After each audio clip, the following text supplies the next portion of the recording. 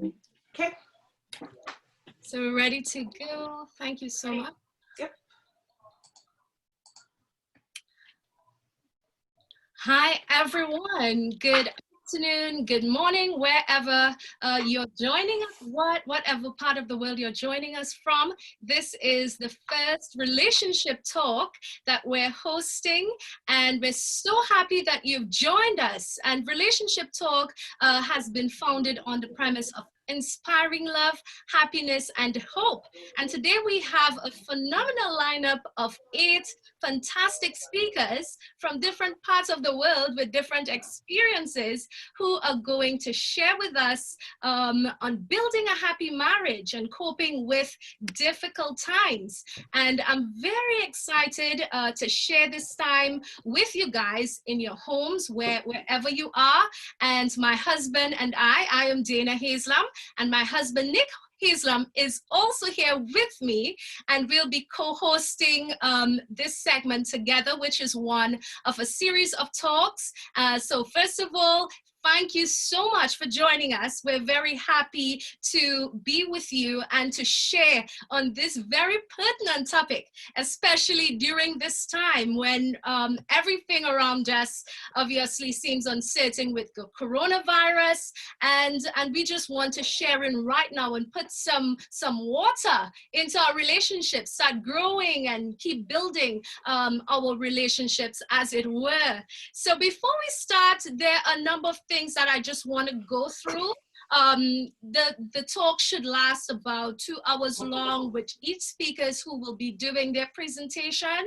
I'll be introducing speakers and so forth. But before we start, we just want to tell you a bit about Relationship Talks, a bit about the Lonely Global Support, who is collaborating, who is the umbrella under which this is presented by. So I'm just going to quickly do that before Nick comes on and he introduces a bit about himself as well as what we're doing. So first of all, what is building a happy marriage or relationship? Why do we want to do this in the first place? Coming from a very personal standpoint, I have been through a really tough breakup in my life, a really hard time. Many years ago, it was an abusive relationship. It was such a struggle for myself. Honestly, I never thought many years after I would have a beautiful husband, a beautiful marriage, and we're working towards that. We've been married now for 4 years almost, even though we're together for 5 of that, and it has been a beautiful journey, and our passion is to share that happiness with others. There's so many people who message me, Dana, how can I get this happiness in my marriage? How can I make it work?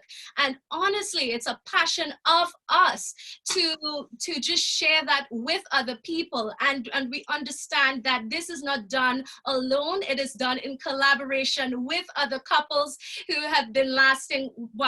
We have couples right now who's been 20 years married, 15 years married, person celebrating their 16th wedding anniversary here with us within the panel. So it's so beautiful to collaborate and just to share in on this topic that is very pertinent to not just couples, but also to their families, the kids who are affected within relationships, as it were. When we think about a happy marriage, we think about a happy family. How is this then passed on to our kids and the children that are created out of this union? So that is our passion. And before we go any further, I just want to quickly share about the Lonely Global Support Team. So here with us, we have a number of persons on the panel who are from Global Support Team. And we're very happy to have our global family here with us today. The Ladies of All Nations International is a nonprofit organization, and it brings together women as well as men from all backgrounds and cultures and emerging leaders who have the shared vision of driving change, a better change in today's global communities. So now today, Loni is covering more than 90 countries worldwide, promoting diversity, inclusiveness, and all aspects of equality ranging from age, gender, race, sexuality, religion, disability. And we are so happy to be part of that global support team as it's providing the support that's needed during this time. So to all of our listeners, if you know someone who needs that support, at the end of this segment, we will be providing contact details. Do not be afraid to reach out. We have a lineup of people working within the healthcare profession, the public sectors, doctors, solicitors, qualified counselors and therapists who are very they're qualified within the field to help you guys. So we are asking anyone who needs that help. Sorry, where is it?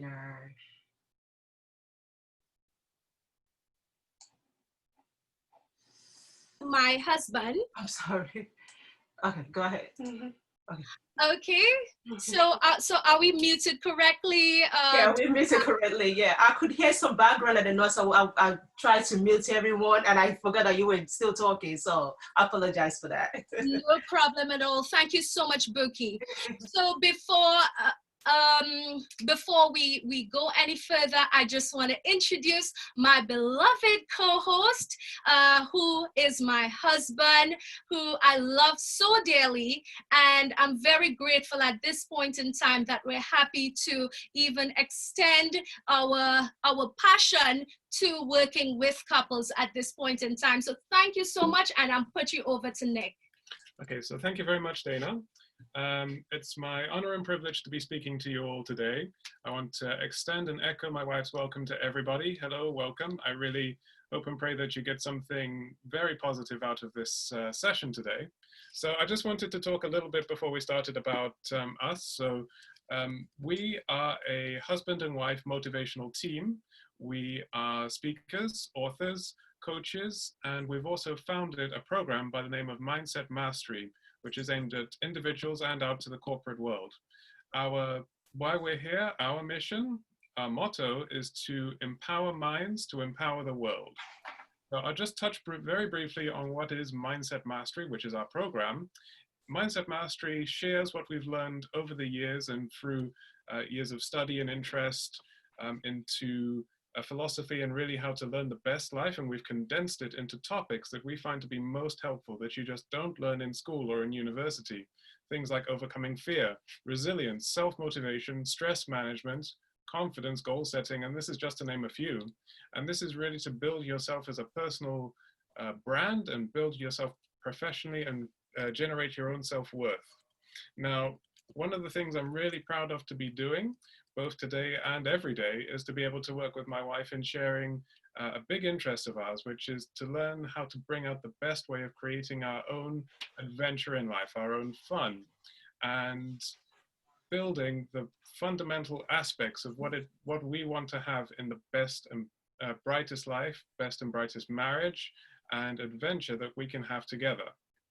Now, speaking of adventure, our first date, and this is starting how we intended to carry on, was we jumped in at the deep end and we began in Spain. This is a first date, and we ended up in Greece and all the countries in between over the course of a month.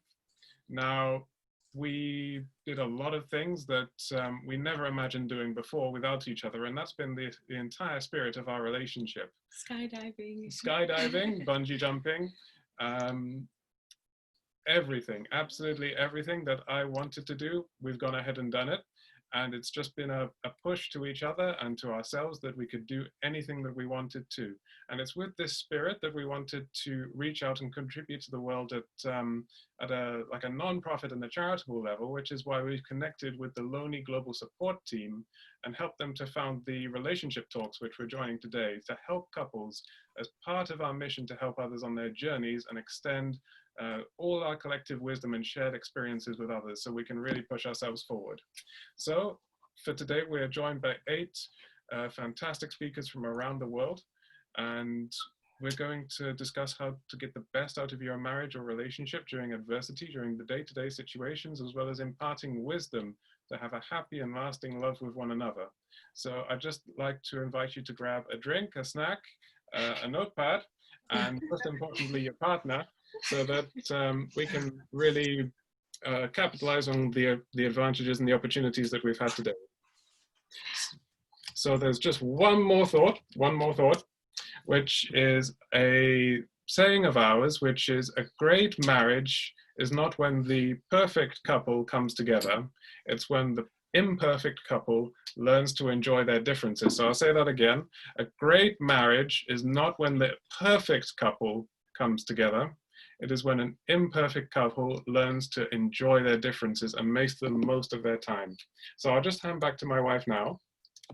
So my husband is talking and I'm blushing here, and it's because of all of the fun and excitement and adventure that we share, and we would like to inspire others. We are currently working on a book which we will be launching in the new year, and it's to provide key tips and strategies just as much as we'll be hearing from our speakers. So without further ado, I would like to invite our first speaker, who will be sharing with us about challenges surrounding relationships during this pandemic.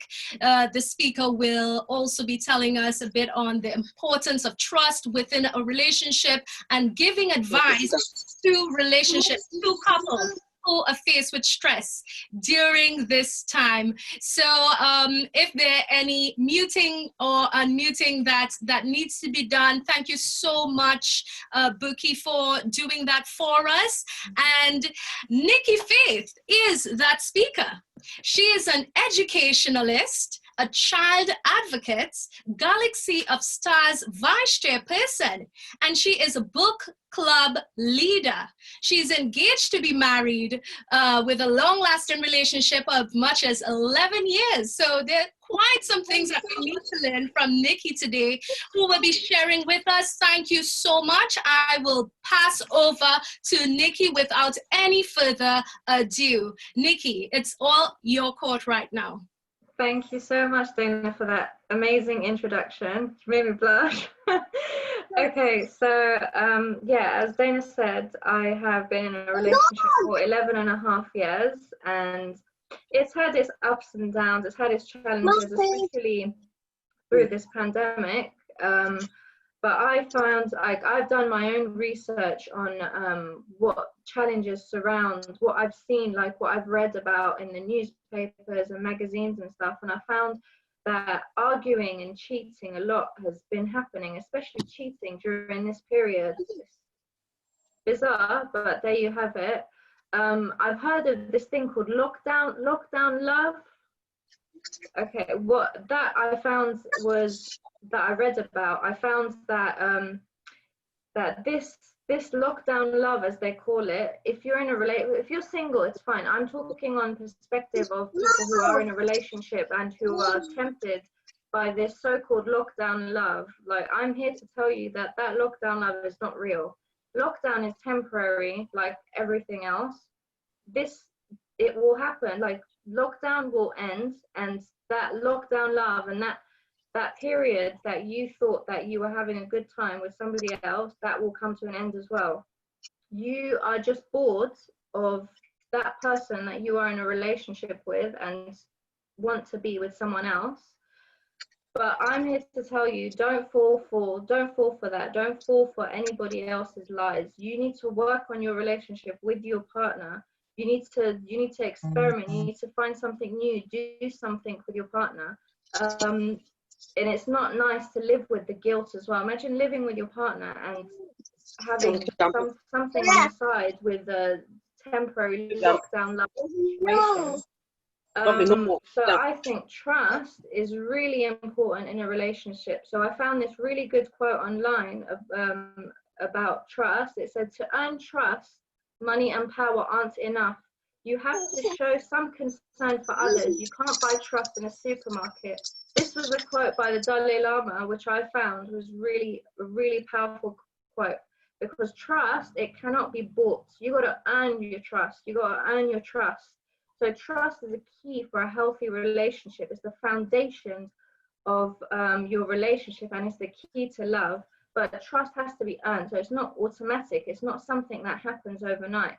And if there's no trust in a relationship, then there might as well not be a relationship, because how are you supposed to live with someone? How are you supposed to be with someone when there's no trust in that relationship? So I think communication is key. Sitting down and talking to your partner, especially in this time. I know you're all up in each other's faces, and it's really, it's too much. Even me personally, I found it too much to deal with my partner. So what I did, I moved out of, I know it sounds crazy, I moved out of where I was living with him, and I'm staying at my parents' house at the moment. But you know what, it's kind of what, it's had its ups and downs, because I thought being in his face, I thought us being in each other's faces is too much. So I did that, and we're still together, we're still getting on. Actually, today is supposed to be my wedding day, but because of the virus, it got cancelled. But we're still communicating, we're still doing our own things, we're still seeing each other, we're still seeing friends, we're still seeing family, we're still seeing all of that. So that is really important, that during this period you still have your own life, you still go out and see other people within limit. Right now we can see up to 10 people. You still go and see your family, you still have your friends. I found that having like a chat with your friend on FaceTime or Zoom or anything like that, that really kind of helps during this time. I'll add my last thought later, but I'll let you take over again, Dana. I think that's so beautiful. Are you guys hearing me?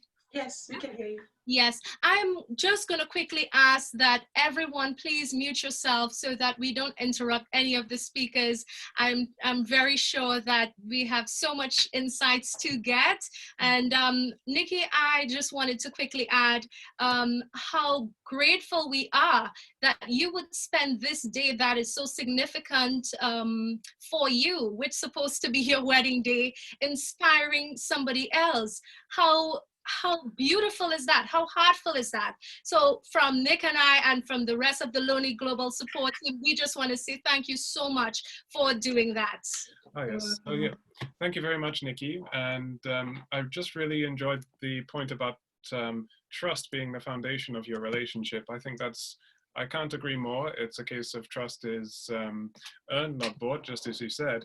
And I hope that everyone else is definitely taking their notes. And yeah, I've just got another thought on this matter before we move on to our next speaker, which is Dr. Sandra Nelson. And that thought is, true love stands by each other's side on good days and stands closer on bad days. So that's when you may not be together physically, but you're drawing yourselves and you're putting yourselves in the environment to be drawn closer each and every single day and grow stronger and deeper in love.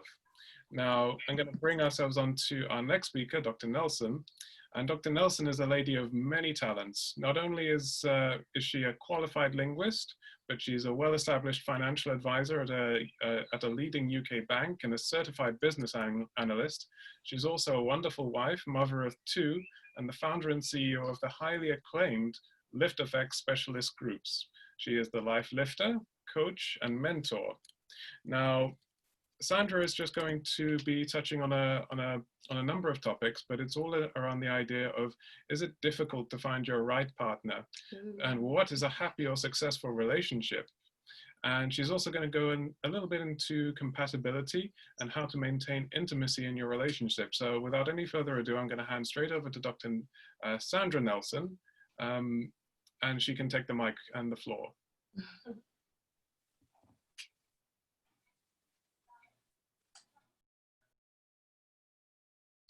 Is Dr. Sandra Nelson there? Okay, hello. Hi. Can you hear me? Yes, we can hear you. Okay. Thank you so much for the honor and the privilege to be on this wonderful platform. I am so excited. Thank you so much. Thank you. And And thank you for that wonderful introduction. I don't know if I fit into all that, but anyway, so thank you. So there are a few things I'll touch on in regards to marriage, how you can maintain a healthy a marriage or a healthy relationship, and I pray that it blesses someone listening to me today. Now, funny enough, a marriage is one thing you don't go to school for. There's no school for marriage. You learn when you're already married, when you're already. Hello, can you hear me? I'm asking I hear you, but we can't see your face. your camera. Oh, Yeah. Okay. Cool. can you see my face now? Yeah, All right. Yeah. Okay. Marriage is Please what? mute your please mute your volume. Okay. Everyone, Marriage is one. thank you. Marriage is one institution you don't go to school for. There's no school for it. So you learn when you're already in the game. So when I mean you learn when you're already in the game, you're already in the game. So you have to learn a lot while you're in it. And the beautiful thing about marriage is that it's sweet. It's sweet. Marriage is sweet, you know. And don't get me wrong, it's not a bed of roses. You know, I've been married for well over 16 years. We've been together for well over 20 years. So we must have gotten something right, isn't it, for us to be together? So there are a few key things I'm going to point out. One is assumption. For those of you that are in the financial world, we usually say you don't assume. You know, when you're talking finance, you give accurate information. Am I correct? Accurate figures. Now, you don't assume when it comes to relationship. So, and my mantra is this: if you don't like it, say it as it is. And sometimes you find out that people or couples, they usually get offended, or they start sulking because the partner did not remember his or her birthday, or did not get a nice gift or what they wanted, and they go like, oh, but he should have known me. Oh, he knows me all these years. He knows me, and stuff like that. Well, you see, assumption kills relationships, whichever way you look at it. And there's nothing wrong with telling the person, honey, see, this is what I want for my birthday. I like to go to that restaurant. I like to go to that country. Say what you want. It saves, you know, your spouse is not there to always find out what you need, but you could always make it easier when you communicate. Then again, communication is important. You can always say what you want, how you want it. Same thing, even when in regards to sex in your marriage, in your relationship, you should always be able to say how it is. If you're not enjoying it, have a mature conversation around it, if you understand what I mean. And you see, I'm going to be touching on a lot of things. You see, a man, when it comes to sexual relationship, a man is like a light bulb. A woman is like an iron. So a light bulb means that you switch on the lights, it just goes boom. But the iron takes time to get heated up, if you know what I mean. So sometimes maybe the man would expect the woman to be just like a light bulb, but it's not going to be like that. So it's the responsibility is also on the woman to have a good conversation to say, honey, it's not like this. I'm not, you know, just have that conversation. And sometimes lovemaking does not actually define relationship. Is more about companionship as well, because you realize that when you get to know someone, you get to love the person, you get to know the person better and better. Do you understand? And even though people look at different things like great sex, good sex, ultimate sex, and all that, but when you look at it, so when you look at in terms of relationship, we should be looking at more. It meets a desire and it's a need. I mean, humanly, it's a desire. So when you look at it that way, you see that you're meeting each other's need as well. But don't be shy to talk about it. Don't assume, okay? So have that conversation. Now, communication is very important. I think the other lady that spoke before me talked about it. Communication, communication, communication. Speak about nearly everything. Have a united front. Do you understand? Have a united front. Even sometimes I tell my friends, I said, even if your partner doesn't tell you where he's gone to and somebody sees him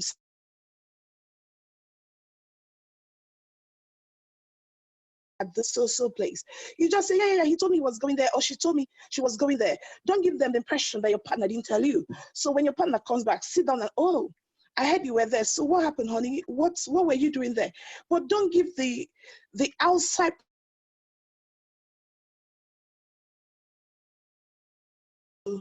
intimate things around you guys. I'm sure you get where I'm coming from. Yes. Another thing is that I can share, but another thing is about not sharing some of your challenges with your families or your friends. Why do I say that? It may sound strange, but it's very important because both of you should learn how to sort your issues out. You should learn to then talk about it, because the truth of the matter is that if I have issues, I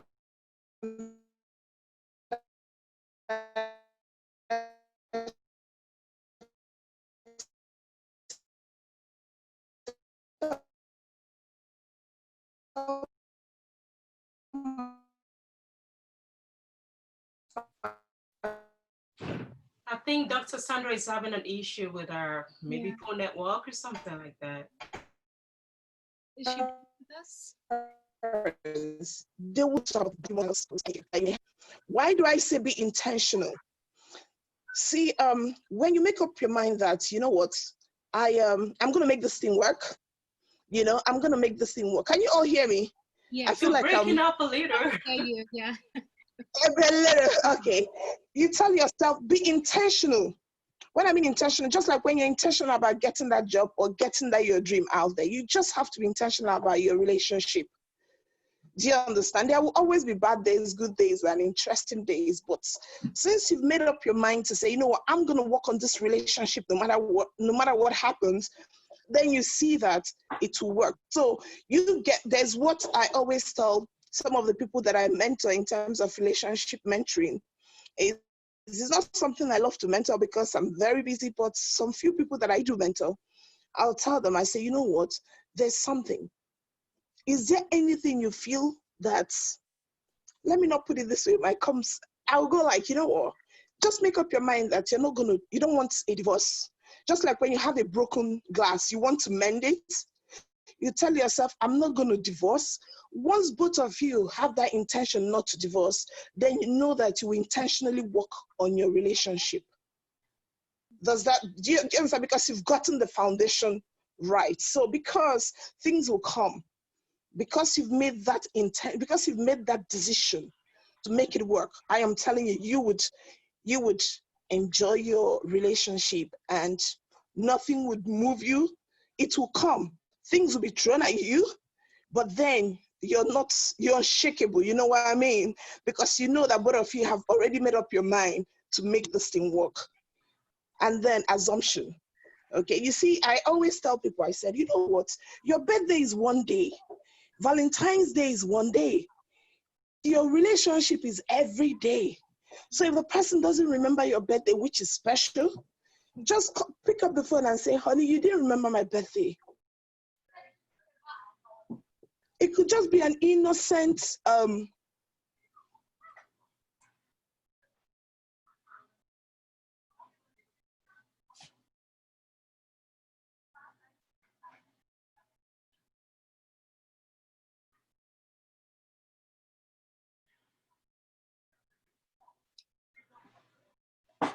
Dr. Sancho Nelson, are you still there with us?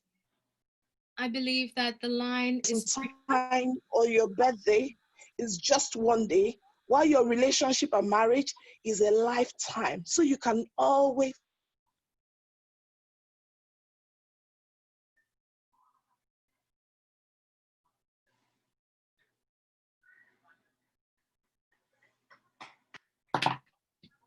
It's a network issue, I think. Yeah.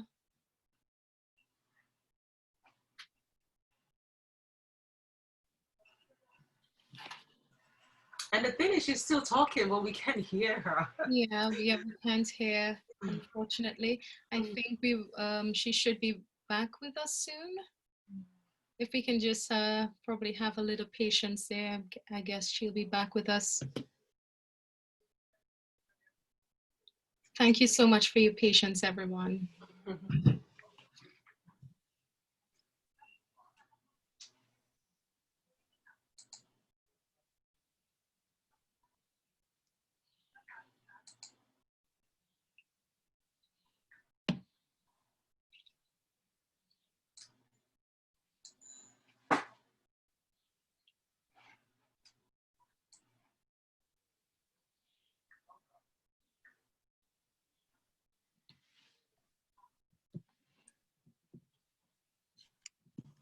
Hello? Yes, we are hearing you now. The phone went breaking up just Oh a my little bit. God. So much great nuggets you've shared with us so far. I think the last thing we've heard is you're talking about apart from being intentional, you were just saying, you know, remember that marriage is forever. And don't sweat the little things. I believe that is what you were saying. Don't Yes. just look at, yeah.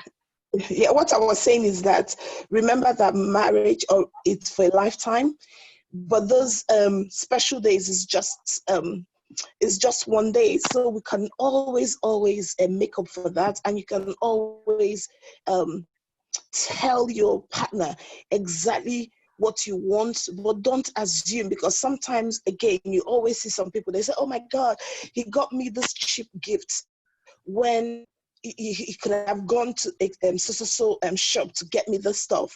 So then again, if you want a particular gift from a particular shop, tell him or tell her what you want. It makes life a lot easy. But don't assume. I would say take assumption out of your relationship. Always talk about what you want and say it. I think I'll stop here for now. Thank you so much. Oh wow, that is that is such a beautiful despite all of the technical issues there, we have taken out some nuggets that you just dropped to us, right? And first of all, I just want to say thank you so much. I believe today you're celebrating your wedding anniversary. 6 Yes. years. Oh my God. Congratulations. That is definitely complete. So thank you so much for sharing. I like to touch on the point, Nick, where Dr. Nelson spoke about being intentional. I mean, like, all of my paws just raised, like the hair on my hands and body just raised, just hearing being intentional about your relationship, the same way that you are working on exercising every day, taking care of your body, your physical self, working at work on your goals. You have to work on your relationship. So thank you so much for that. I also love how you said, Dr. Nelson, just say what you need. Just say, communicate what you need. And I really love the fact that you said you have to let your partner know exactly what you need. And I think this has been something that is underlined within all successful relationship like yours, and we really admire and appreciate you sharing with us today. Is there anything else, Nick, that grasped that you enjoyed? I think the honest communication definitely struck a chord with me, especially with identifying exactly which gift you'd like. No truer words were spoken. And I think, again, being intentional, and that's not just in relationships, but all aspects of life, to be intentional and don't let things slide into the unconscious and into those kind of issues. So thank you very much, Sandra, and happy anniversary. Thank you. Thank you. Thank you so much. So this is actually taking us into our next speaker's talk, and we will be dealing with the love languages. So we're talking about communication and how to positively communicate with your spouse, which is important. And what better way can we do that by just discussing love languages? So guys, if you have your partner next door with you, perhaps you would want to take this time and do a bit of a cuddle. You will want to give your partner a kiss. Say that I love you. I missed that part. I wanted to do a screenshot. Do it again, please. Appreciate each other. Yeah, I got it. Appreciate each other, and I just really want to encourage that, and I believe our next speaker is going to discuss about her relationship as a marriage counselor, premarital counselor. She's also pastored a church with her husband, her late husband, Earl Stanley. She's from Trinidad and Tobago, and she's doing a fantastic work in the community. She's a healthcare professional by day. She works on a lot of other community initiatives in the background, and she is a widow of a really lovely husband, and I have known her personally for all of my life. So I would like to invite Esther Stanley to come and to share on her relationship. She has been married for over 20 years before, unfortunately, her husband passed, but they have shared in such a beautiful union, and her story has inspired so many. So thank you so much for joining us today, Esther. I'm very happy that you can talk to us today on love languages and the secret to a happy relationship. And I know that you're also a hardworking mother, and you're such a great mentor to many young women in Trinidad and Tobago. So let us, without any further ado, invite Esther Stanley to speak today. Hi, everyone. It's truly a privilege to be here. I'm honored to be here to share my story. First, I would like to say thanks to Dana and Nick Haselum for inviting me to share my story here.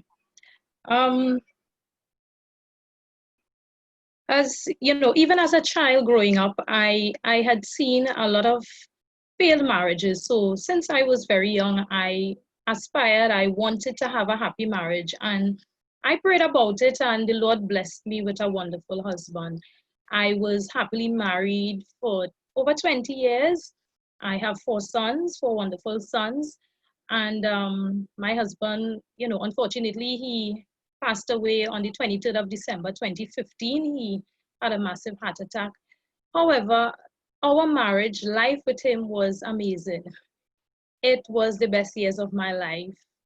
He was a wonderful husband. And 2 of the things that, you know, I can say helped us to have that amazing relationship. One, we put God first. We prayed about everything. We trust God.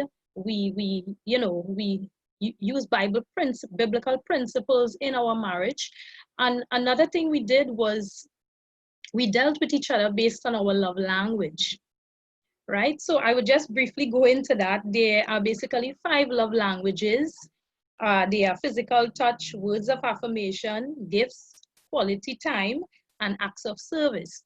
So he dealt with me based on how I feel love. One person can have more than one love language, you know, but most time one will stand out. And when your partner show love in your love language, you feel that love. It fills up your love tank, to say. And he did that for me, and I did that also for him. You know, one of the memories that stood out in my mind, I recall there was a stressful time in my life. I had exams going on, and I came home on that day, and there was some dirty dishes in the sink. And I was like quarreling, and I was like, you know, and one of my sons said, no, it wasn't my turn. The other one said, it's not my turn. And my husband picked me up bodily and put me on the kitchen counter and started to kiss me. And I forgot I was quarreling. And, you know, it was just an amazing moment. And when he was finished, he gently said, he called one of the boys. He said, could you please go and wash the dishes? And when I looked at that, he is no longer with me. As I said, he passed away, but that is one of the most memorable moments. He could have dealt with that in so many different ways. But because he knew me so well, he knew what would have worked and he applied it. And trust me, it worked very well because I was no longer angry. And even as he's no longer here, that is one of the moments I will forever remember. One of the things I would say that helped our relationship to work would be understanding, like I highlighted before. Understanding. If you can truly understand your partner, you will be able to know how to deal with them. And you will be able to avert a whole lot of, drama and, contention and misunderstanding. Every one of us, as we know, like to be understood. But the question is, are we willing to understand someone else? So, little food for thought. So that is one of the things that truly helped me in my relationship. The top 3 things I would say that helps in a marriage relationship. Number 1, we need to put God first. The Bible says in all our ways acknowledge him, and he promised to direct our paths. And truly he does that. He does that. You pray. Prayer is a heart-to-heart talk with God. You tell him your concerns. You pray for your partner praying for you. That is very, very important. And also, treat one another the way you like to be treated. This is so, sometimes it seems like a simple term, but we call it the golden rule. Treat others as we would like to be treated. And if each person would consider, even as the Bible says, consider one another to spur one another unto love and good works. So it's not just about me and what I want. If someone goes into a relationship and they are only thinking about what they want and what they desire, it will be a selfish thing. And therefore, when you don't want to contribute, but you want to just receive. But I would say that do unto others as you would like them to do unto you. And those are the things that we practice in our relationship, and it has helped us tremendously. I enjoyed my 20 plus years of marriage. Like I said before, it was the best years of my life. I cherish those memories because of the relationship I had, I would often think that everyone is enjoying their relationship the way I did. But when you speak to people, you understand otherwise. But a happy marriage is something that is attainable. It is possible with the help of God and 2 people willing to work. It is hard work at your relationship. So I would just like to share those thoughts, as far as my relationship and my experience in my marriage. Thank you very much. Thank you very much, Esther. I really enjoyed hearing you speak, and I know that the audience has definitely a lot to take away from that. I think I 100% agree with you that you work with each other in the mind of service to one another, and that is what one of the love languages, where you can build yourself up and you can act in such a way where you are treating your spouse as you want to be treated. So thank you very much for that. And I would like to also say the story that you shared in the kitchen, in your kitchen many years ago, that too has really left me feeling so inspired, just looking at the little things, instead of just arguing with each other, really trying to make each other feel happy and special, even though your spouse obviously would have known that you're going through a bit of just a stressful moment.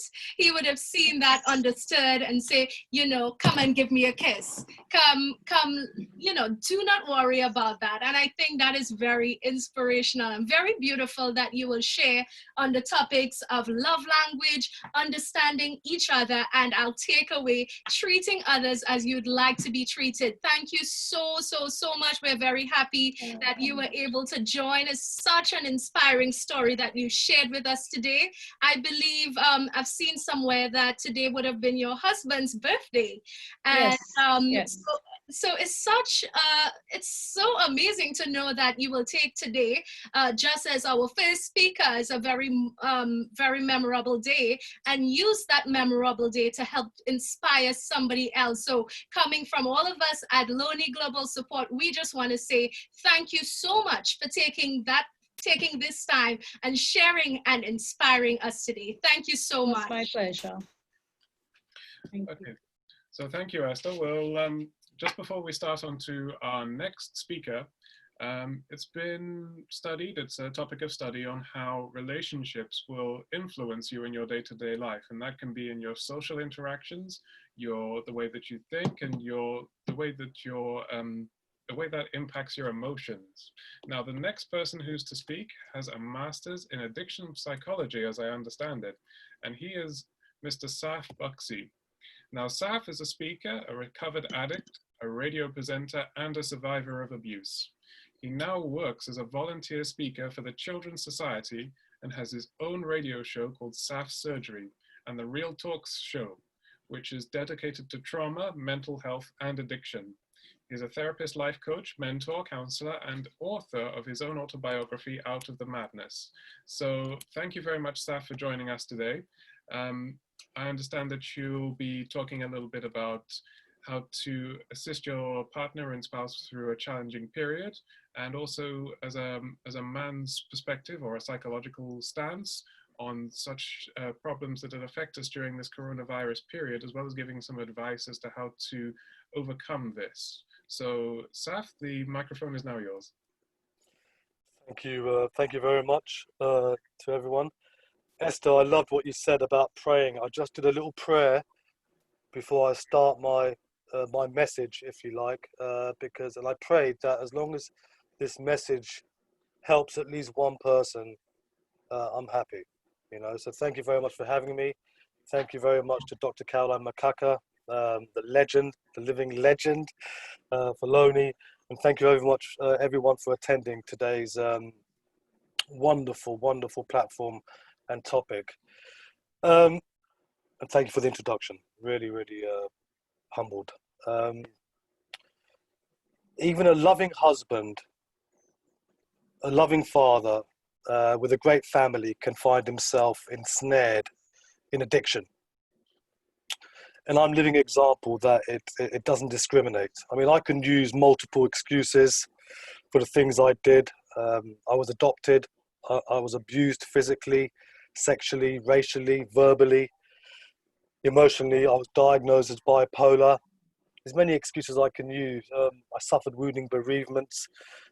I had an inferiority complex. I can blame my circle of friends. But ultimately, it came down to fear and survival. Now, I don't know if I was an addict or if I was born an addict. I do know that I was an addict for 33 years. I'm not going to go into all the war stories and everything that I did, but I caused a lot of destruction and a lot of chaos. And I feel blessed and grateful that my wife and my children stayed with me through my recovery and through my bad times. And my book is called Out of the Madness, and I truly believe I'm out of the madness now. And the best way the best way to lose myself is in the service of others. And again, thank you for having me today. That was a great quote by Mahatma Gandhi. Every individual, regardless of age, gender, or culture, has a set of priorities and a set of values. You got things that are the most, and things that are the most important in your values and the least important in your values.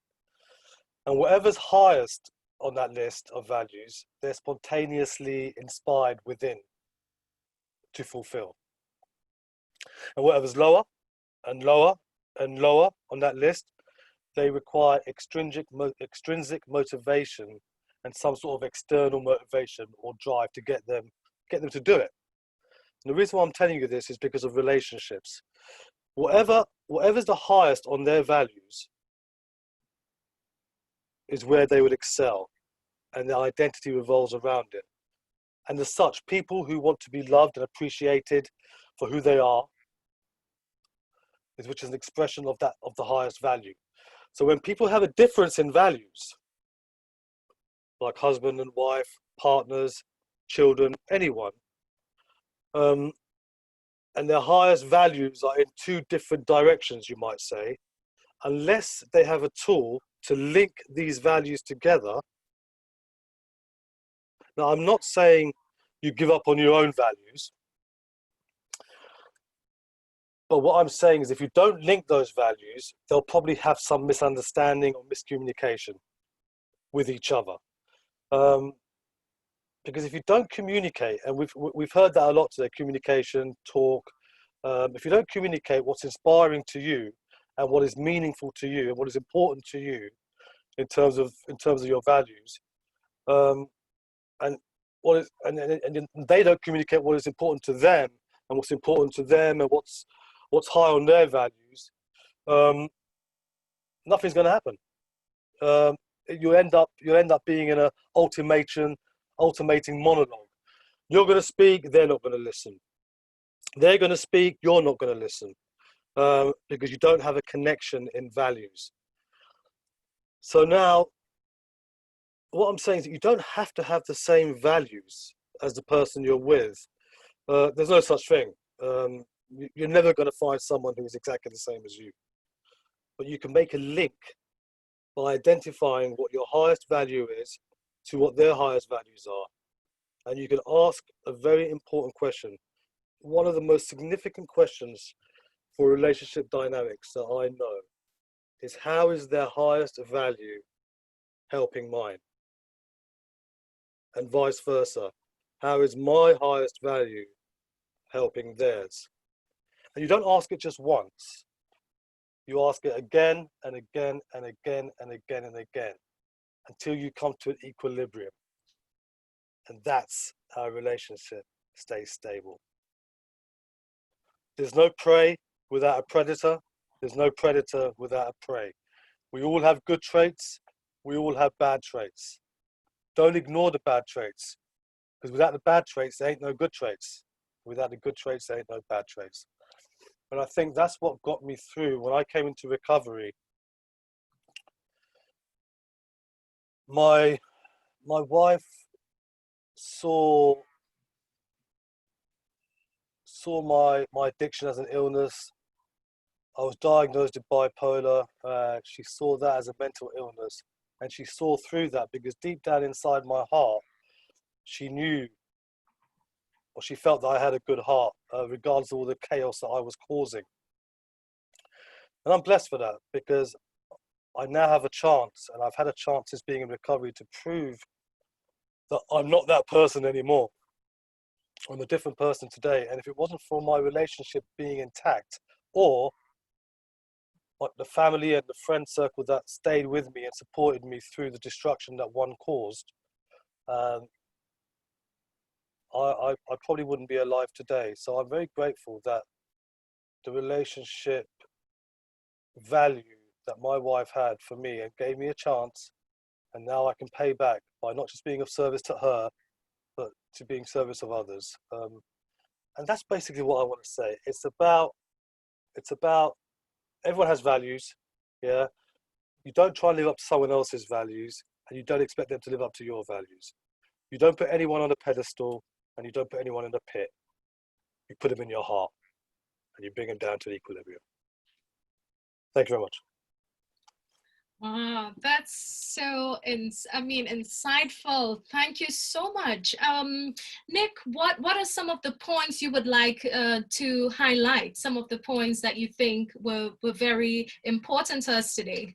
So I think it's really an excellent way of explaining how to develop sort of a mutual accord with one another and an understanding of each other's values. And I have to admit, this is the first time I've heard it explained like this, and I am really just very happy to have heard it.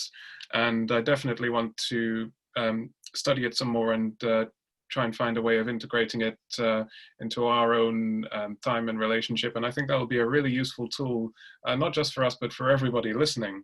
So thank you very much, Saf, for that.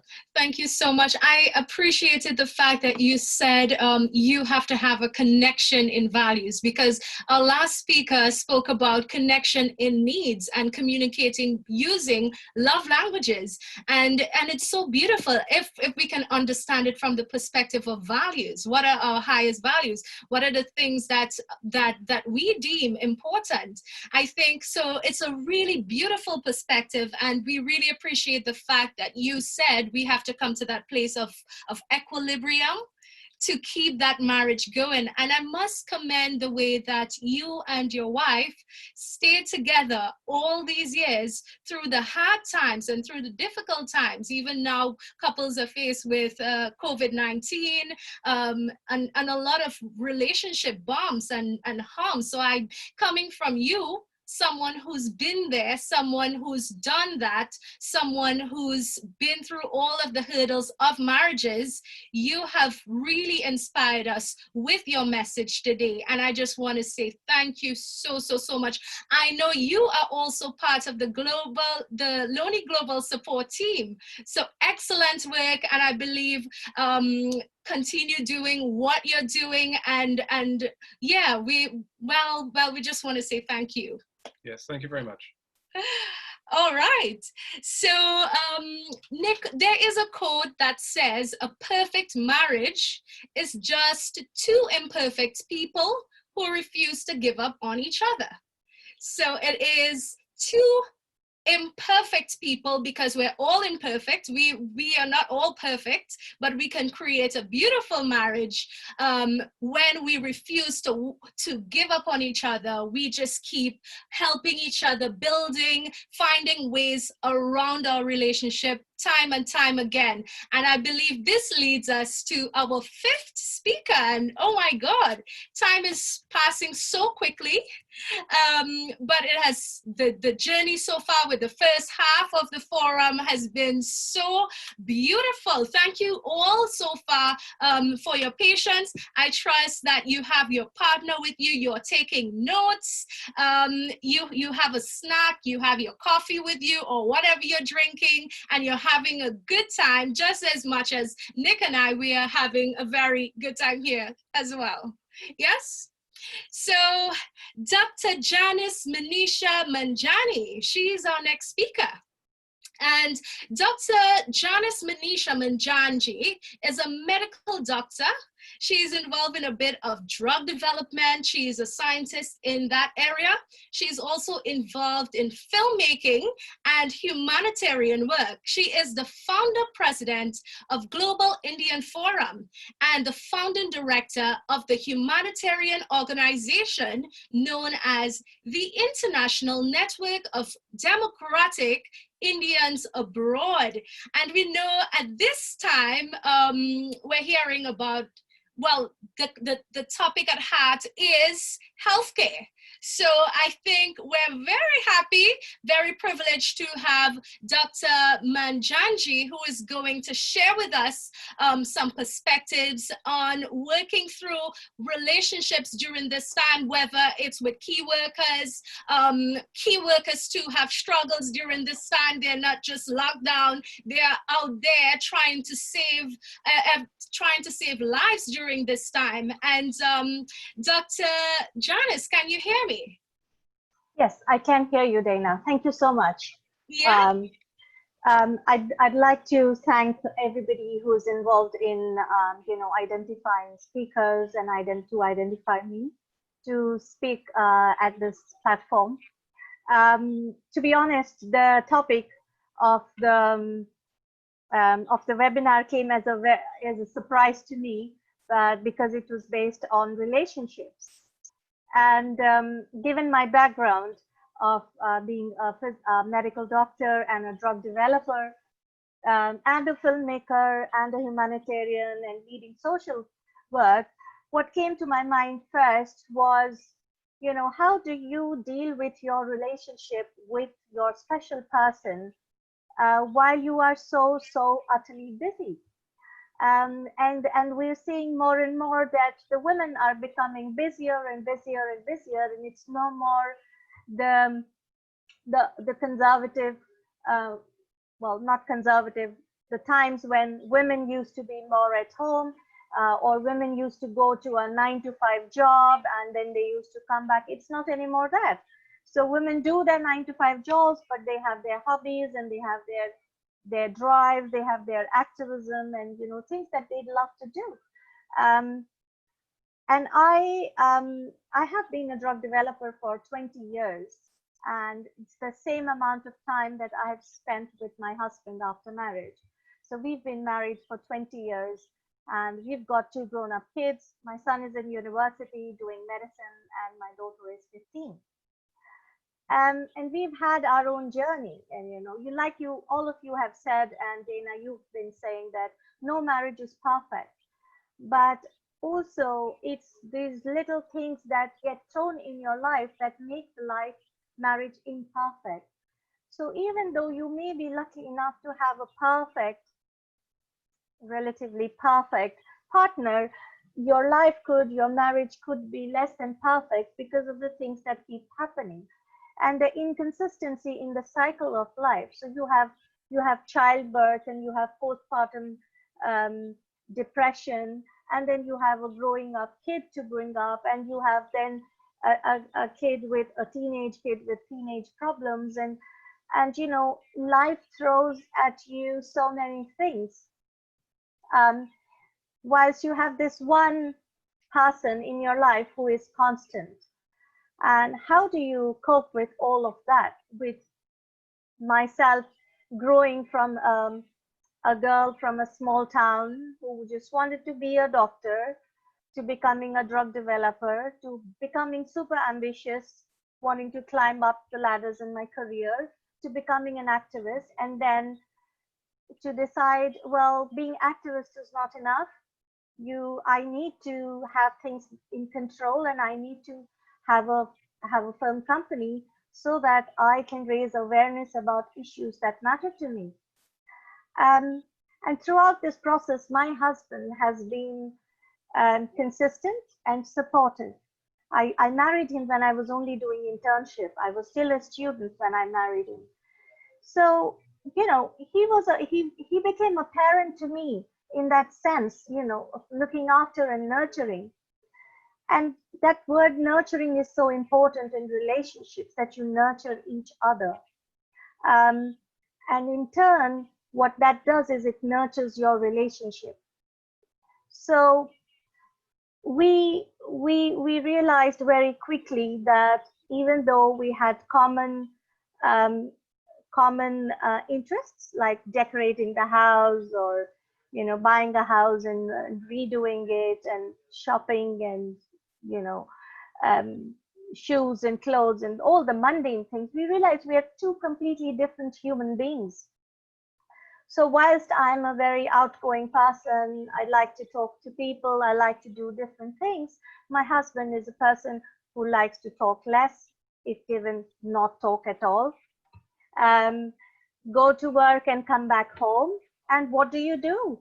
What do you do with a husband who's not going to talk to you whilst you are excited, you are full of stories to tell from the day, this happened, that happened, and he's just not listening. So there was a time when we had to address that issue in our marriage. So our marriage wasn't perfect. We had to address that issue. And we learned that very quickly that it's the most simple thing to do. It's simply identify what drives you and support your partner in whatever your partner enjoys to do. So we did a very, very simple list of things that I'd like to do before I die, and of things he'd like to do before he dies. And then we prioritized that. And then we said, okay, what is the target we have in 2020? What is the target we have in 2021? And we began to work towards accomplishing that list. And what that did inadvertently is that it made us partners in our interests. it took care of our mental health, because me not getting attention from him because I needed to talk, and him being constantly nagged by me to talk was affecting him. Um, and it wasn't helping. But by starting to work on each other's goals, supporting each other's goals, started to help our mental health. And when it started to help make us happy, it started to make our marriage happy. It started to bring back the romance that had got lost in the 20 years. For the first 8 years, we were having honeymoon really, because he used to travel so much that every time after 20 days he would come back, we'd have straight away 10 days of honeymoon. And and then,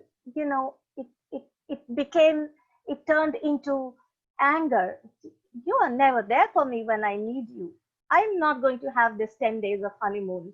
You can't just come back for 10 days and be nice to me and expect me to be a Bollywood dancer and, be all romantic and all that. So, all that aggression and anger, and it started to keep on building, and it started to affect our lives. And when we sat down to do these activities together, we started to talk to each other, and we expressed ourselves. I expressed my anger at him in a constructive way, that I feel like this and I feel like that. Not you did this and you did that. So, of course, the COVID thing has put a big semicolon into our, fun plan. And now we are locked at home. But still, the recognition is there that we do, as much as we need our independence, we need to also recognize the need of the other person, and supporting each other's interest. So my learning from, and I'm completely deviating from the health, because I think, health is something which we do look after. We need to look after each other, definitely, but we need to look after ourselves. Each individual is up to theirs for their own health. And that is a way of expressing your love to your partner as well. So if I look after myself and I keep myself healthy and fit, is a way of me telling him, I love you. That's why I care for you, care for myself as well.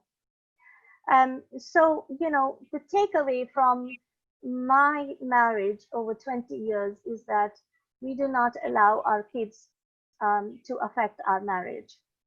And fortunately, our kids have got trained in such a way, because we frequently talk about our marriage to them, that they understand that mom and dad's relationship is important and precious. And when we were having this sort of a meltdown in our relationship last year, we talked about this to my brother-in-law, who happened to be in this conference to support me, and he suddenly vanished now. But also my kids were there, both my kids, and it was my son who arranged for a couple therapist for us, and he was the one who made us sit down and talk to us. So as much as, all the parents, we might think that no, we shouldn't overburden our kids with our problems. I think it's important to bring your kids into the equation, because tomorrow they will be couples and they will be partners. If they begin to understand their parents' relationship and how precious it is, they will understand how precious it will be when their time comes. So I think, whilst we are looking out for our relationships, we also look out for how do we train our next generation as well. So, just a couple of things here from my side, not very big expert advice, but, simply from a person who's been traveling a lot, who's been working very hard in a number of avenues, yet trying to maintain a happy married life, and having brought up responsible kids. So thank you very much once again to Kalpana and Dana for giving me this opportunity. I hope this was useful. Yes, it was very useful. Thank you so much, Doctor. There's so much that I've taken away from your message, and I 100% agree that you may well be theoretically a perfect person, but there will always be circumstances, even despite the best setup, that will throw you off course.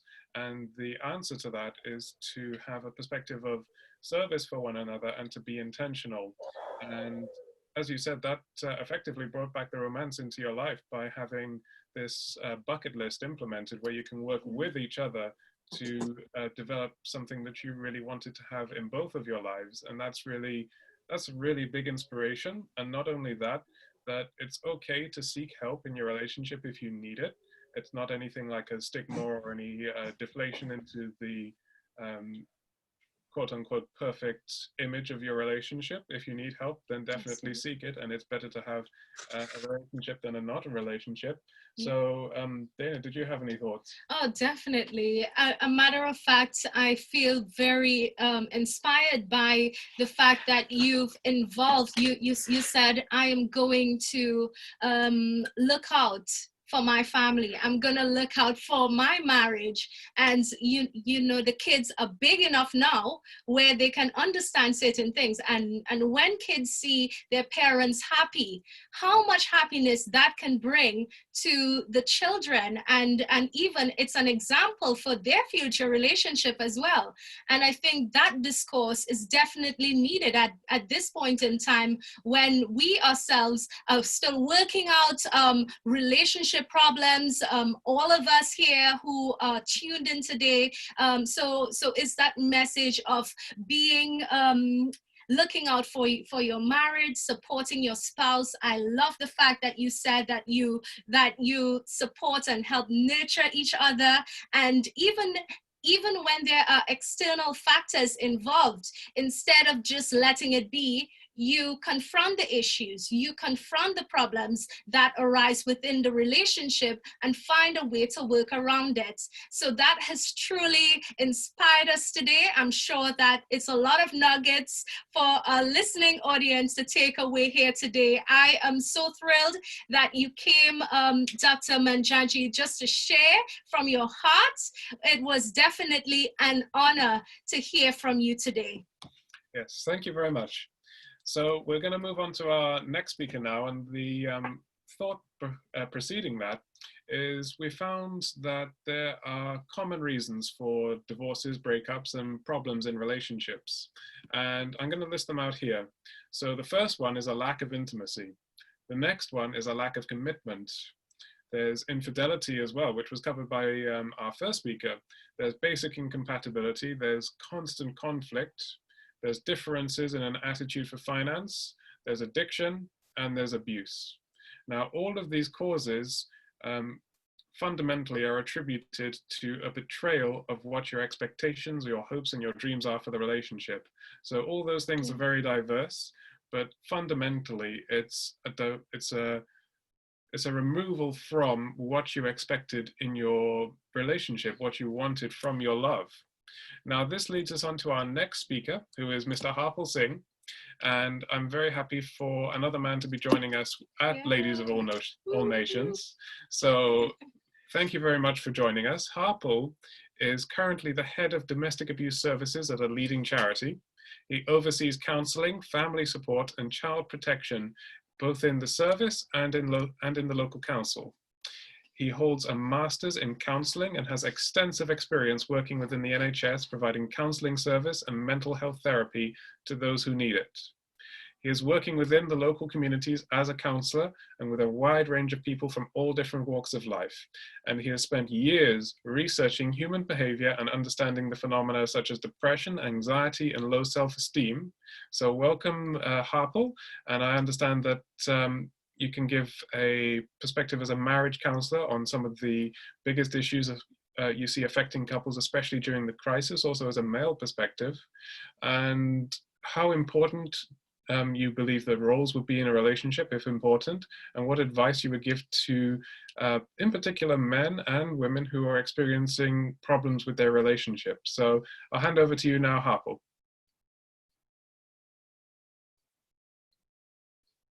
Harpal, can you hear me? Well, thank you much for that introduction there. Thank you. Yes, it's nice to be a man on a lonely platform. One thing I will say is thank you for those who have spoken before, and literally I've been crossing out my notes back because everything's been listed off. So the benefits of going last. One thing I want to mention to you, as I'm also the author of the book called The First Slap. I've written this book in conjunction with a psychiatrist and a social worker to highlight relationships. I'm going to use the word relationships rather than marriage counsellor or a marriage coach, because nowadays not many people are getting married. There's more living relationships, living out relationships. What happens is when you get married, you get a piece of paper saying you are legally bounded. You are there, and the relationship and marriage is not, it doesn't stop at the registrar's office. That is the starting point to work on your foundations to make whatever you want to make in that relationship. You can only make a relationship if you're prepared to work at it day in, day out. 24 hours a day. There's no off days, there's no bad days, there's no bank holidays, and you can't take any breaks from it. It's something that goes on all the time. I'm going to read a few passages out from my book, just to put some perspective on how things are. So when we talk about marriage, marriage in any community is a big affair. There's none bigger than most marriages in the Asian communities.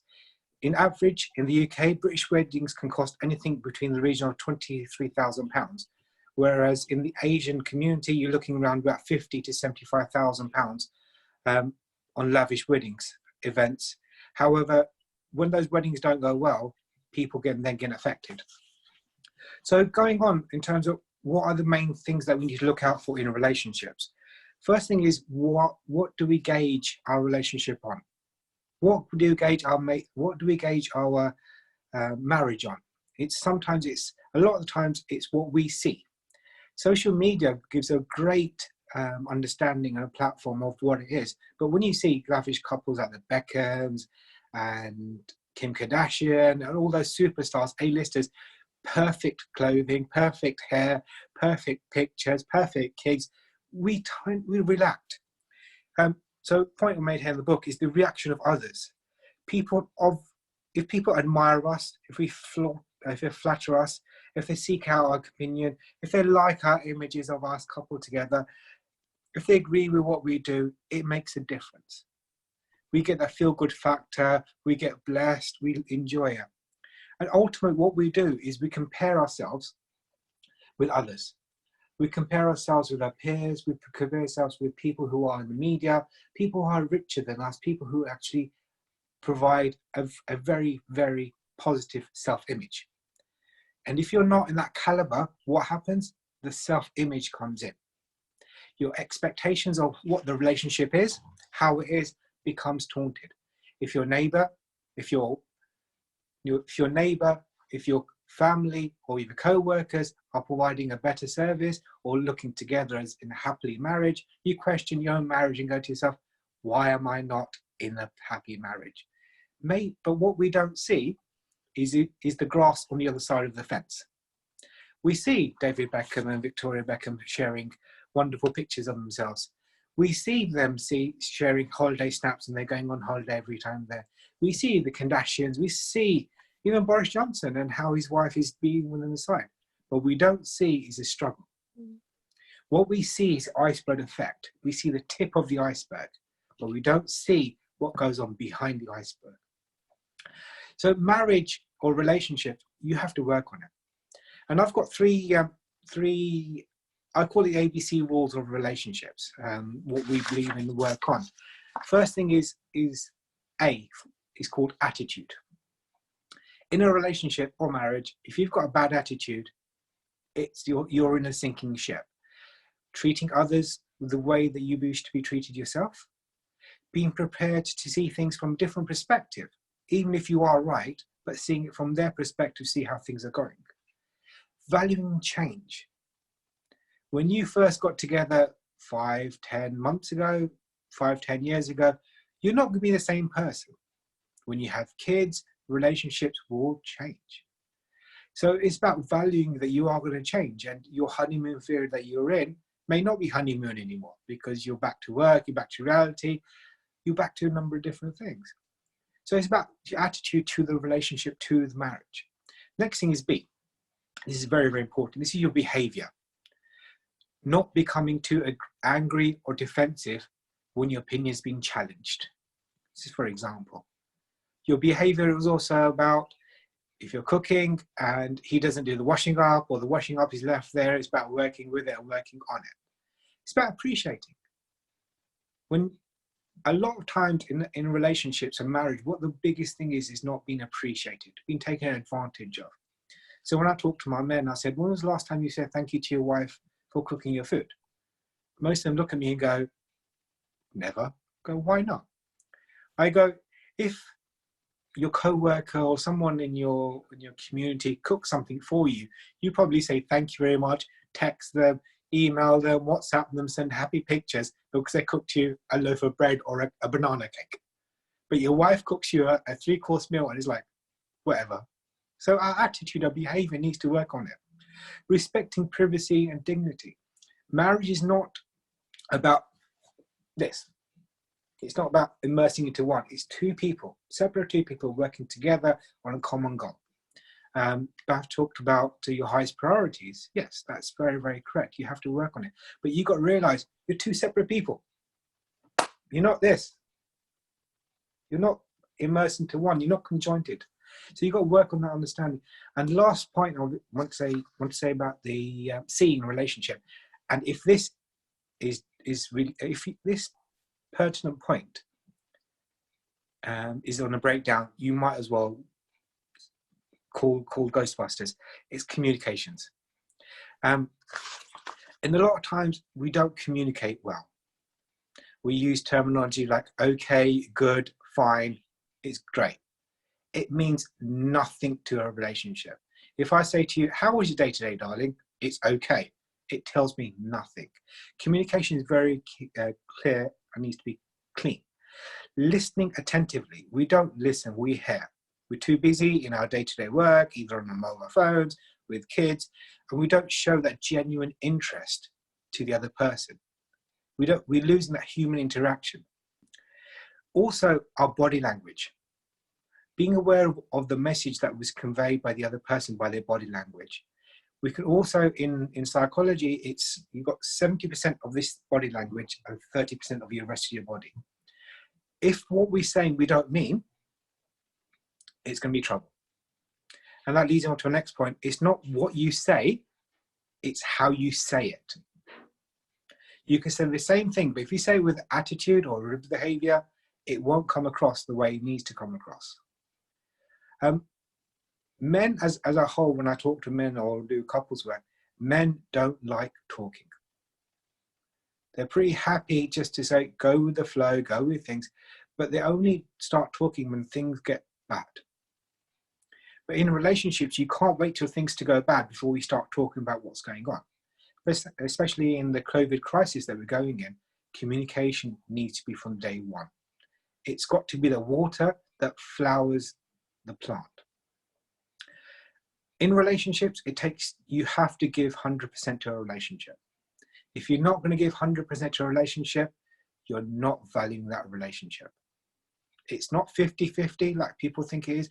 It's not a financial transaction where I put 50% in, you put 50% in. No, it's 100% all the time. And it's 24 hours a day. It's a relationship. It needs to be nurtured. It needs to be maintained. And above all, it needs to be loved. If you're not in a relationship where you're not feeling loved, valued, and compassionate, you'd really need to think about what it is. And don't be ashamed, especially being in the community, to ask for help. Showing support is not the sign of weakness, it's a sign of strength. Going to speak to someone independently, but don't just go to your friends and family, because they've got alternative motives there.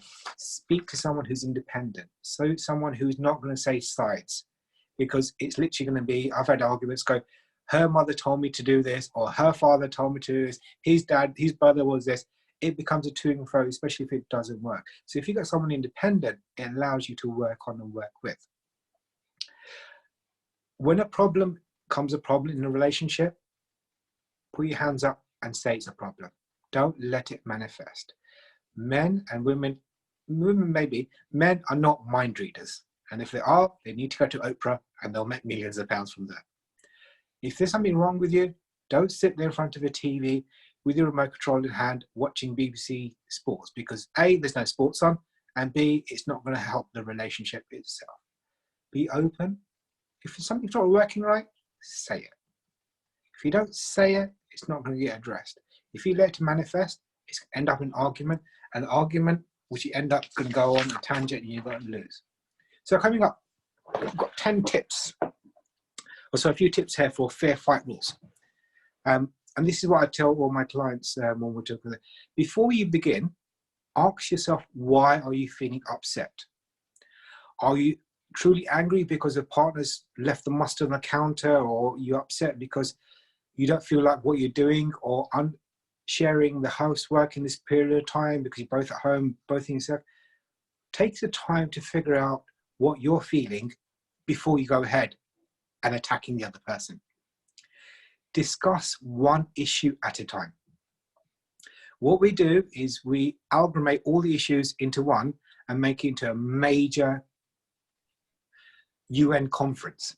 No, what you should do is spending your time addressing one issue. So it could be, you should stop spending so much money in this period of COVID because we haven't got that money to spend. Can quickly turn into, you don't care about my family, you don't care about welfare, my children are going to go out with it because you're spending all our money. One thing leads to another, leads to another. So you need to work on the one problem at one time. Another thing is we use too much degrading language, effing, blinding, and we put down and swearing and name calling. We need to work on that respect. If the person's going to swear or curse you or name call you, guess what? There's going to be a point when that will come back to you. It's going to be, so rather than swearing, express your feelings with words and take responsibility for them. Use the phrases like, I feel angry, or I feel hurt when you ignore my phone calls. A lot easier than saying, bitch, why the fuck are you not picking up my phones? It's just the mentality and the way it is. Sorry if there's any kids on the Zoom call here, but you got to work from it. A number of things when I see couples together is when they argue, it's like waiting for the other person to just say something and interject. A lot of times, what I say to my people is take turns in talking. Don't overspeak the other person, because the moment you overspeak another person, guess what? The other person is going to feel unheard, unvalued, and above all, unloved. Another thing we get here is stonewalling. It's sometimes the easiest way to react or not to react is refuse to speak. So your husband or your wife wants to speak and you're like, no, because that gets very, very frustrating for the other person to go through and want you to do. So no stonewalling. If someone wants to speak, if you're busy, just say, look, honey, darling, whatever you want to call them. Just say to them, give me 5 minutes, I'm putting the food on, can we talk at this time? And work it as an understanding rather than saying no, or not talking to them or ignoring them. Because the worst human trait is to feel unheard and ignored. And if you're ignored in any relationship, if that's husband, wife, your manager, you will resent it. And a lot of people do this, is yelling. The person who yells the most does not automatically win the argument. Being the loudest doesn't mean you win. It just makes the problem worse. By shouting, by screaming, it's not going to do it. And if you're in that position where you're shouting too much, or take some time out, diffuse the heat. It's not worth talking to someone who you're in a relationship if you're just going to argue for the sake of arguing. Because what will happen is he's not thinking straight, she's not thinking straight, and both of them collaborate together and end up being a massive chaos with, all right, I'm dropping my bags, I'm going to my mum's, or get out of my house, you are living on my, whatever it is. So you've got to work with it. And last thing I'm going to say to on my points is attempt to come to a compromise or the understanding. There's never a perfect way to deal with things. You've got to remember, marriage, relationships is not about puppies and roses, and things will get messy. if you don't compromise and learn to adapt and work with and work on your understanding. One thing I'm going to say is every rose has a thorn. A rose without a thorn is not a rose, it's a flower. Like relationships, there are going to be some great points and there will be some low points, but they're all part of that rose. So if you're not prepared to work with the thorns, you're not going to get to the rose. But yeah, back to you guys. Thank you so much. Wow, wow, wow. Harper, Nick, what do you have to say? I know you're the man here.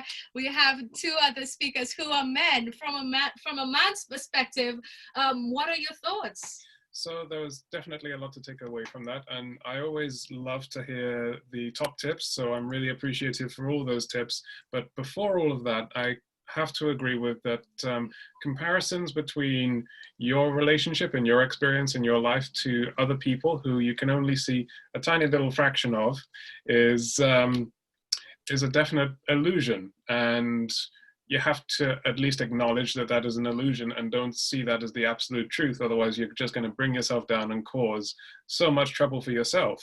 I really appreciate the ABC as well, with the attitude, behavior, and communications, and the communications being so essential, as well as those tips to facilitate the communications. So this is a real perfect roadmap for us and everybody who's listening in here to really diffuse some of those problems that will come up before they even start and become something too passionate or too strong to deal with at a later time. So, and also most importantly, and to reiterate, that if you do need help, don't forget to seek it. It's not some sort of problem or stigma against you, it's just that you need help, and that's fine.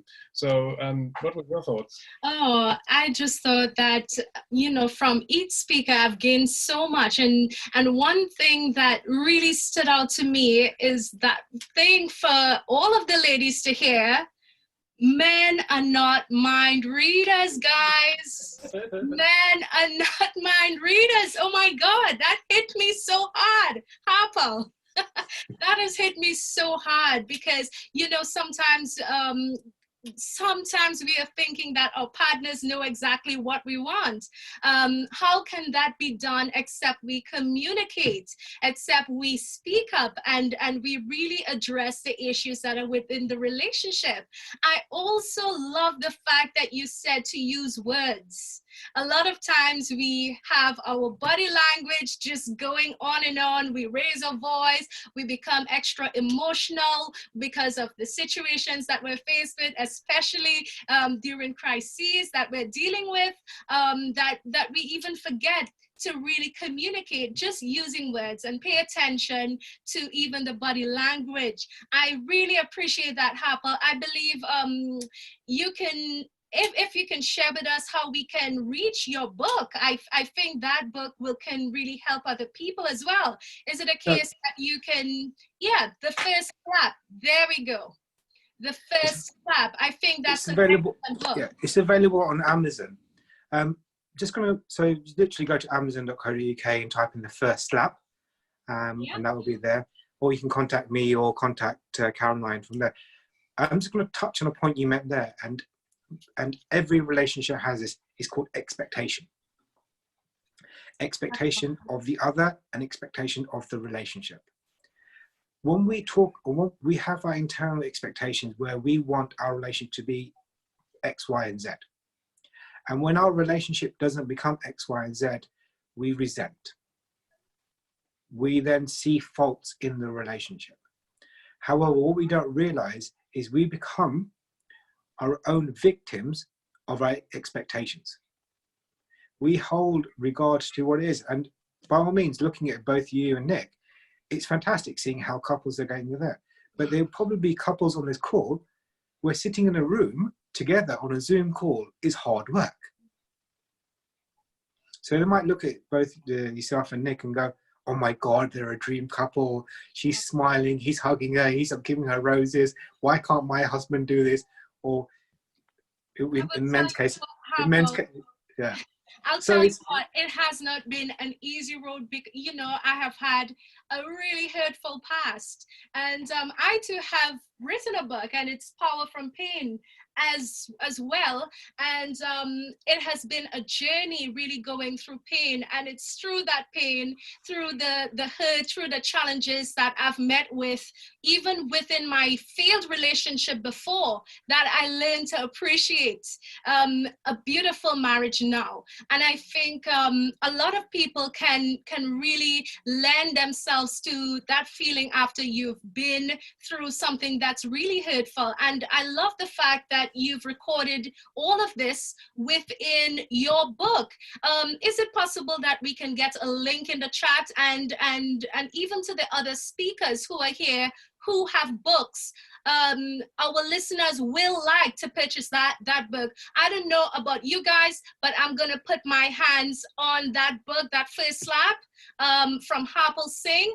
Harpal, I'm going to get myself a copy of that book, because I just need to hear a bit more about the nuggets that you brought to the table here today. And I'm sure that our other speakers will have also their own materials. Feel free to share it in the chat so our listeners can purchase those books and gain the insights that we need.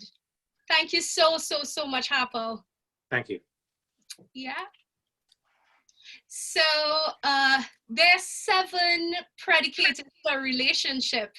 And I believe Harpal has really expanded on. All of our speakers so far have done a phenomenal job in expanding, giving us insights within our relationship, or building a proper foundation. So Nick, what are 7 predicators of relationship success? So the 7 predicators are: 1, do you trust your partner? I know we've covered this one before. 2, compatible financial values. 3, are you and your partner compatible in the dimensions of intimacy? The next one is, what kind of person shows up within you for your relationship? Is it someone that would be described as your best self, or perhaps maybe your worst self? The next one is, when you're communicating with your partner, does it bring you up, or does it bring you down and cause a low point? The next one is, how do you and your partner deal with conflicts? And the last one is, how do you handle adversity and crisis together? So those are the 7 predicators of relationship success. And that's determined, it's an indicator, a litmus test as to how strong and powerful your relationship is. And it's worthwhile watching each of those 7 predicators of relationship success to see if there's any areas that you can improve on. Oh, wow. Thank you so very much for that. To all our speakers so far. Oh my God, I'm so excited. I'm so pumped. We are on to our 7th speaker. So we have just 2 more speakers left before we open the floor.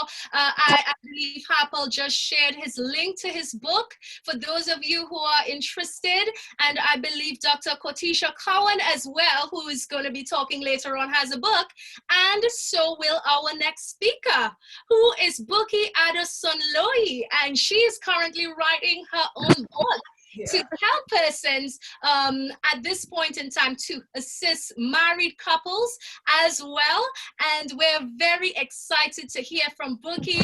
She has been doing some fantastic work, not just as a counselor in training, but she has been really passionate about marriage counseling. She too has been married for 20 years.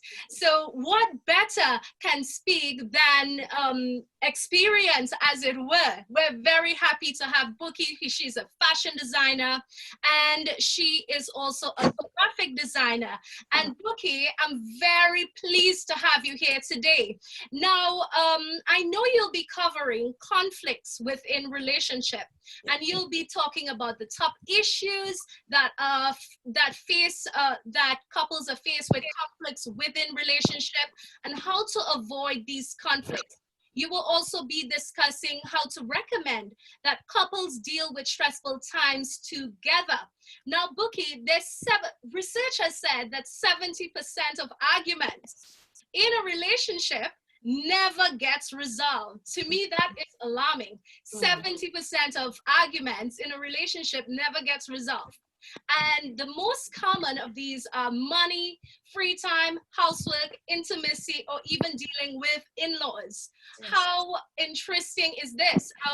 So, Bookie, do you mind sharing some light on conflicts and how couples at this point in time, especially as we're faced with this crisis, how can we avoid conflicts? What are some of the conflicts and what are some of your recommendations? Okay. Let me put myself on. Okay. Okay. Hello, everyone. Am I on mute? Okay, no. Yes, okay. Yes, we can see you. Okay. Try to. Okay.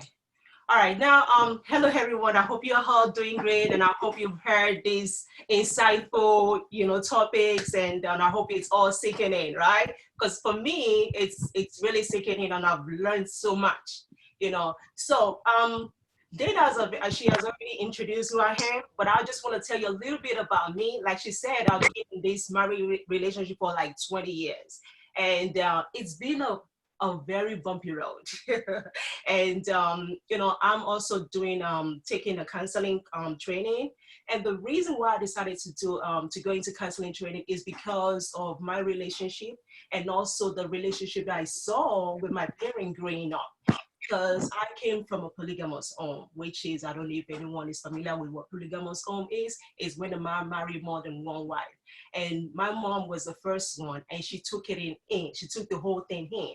You understand? And I just wonder how she did it. You understand? Because then when I was young, all I wanted her to do is just to make trouble. But she's always telling me, no, I don't want to make any trouble, and I'm not ready to leave your dad, because if I leave, it's going to have a bad effect on you guys. So she stayed in the relationship also the day she went to be with the Lord. You understand? So, and in my marriage as well, I realized that it is not an easy thing to be in a marriage and also to stay in a marriage. It requires a lot of patience.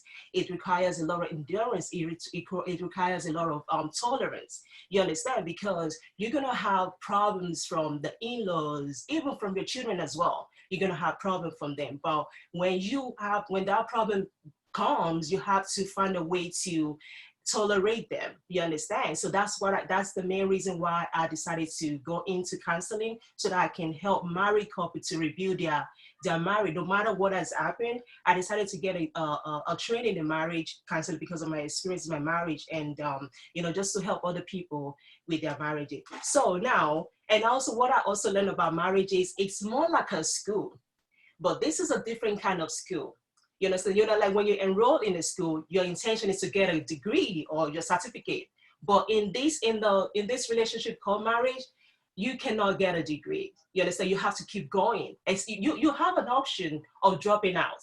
You understand? You can drop out if you want to, but it's just an everlasting thing.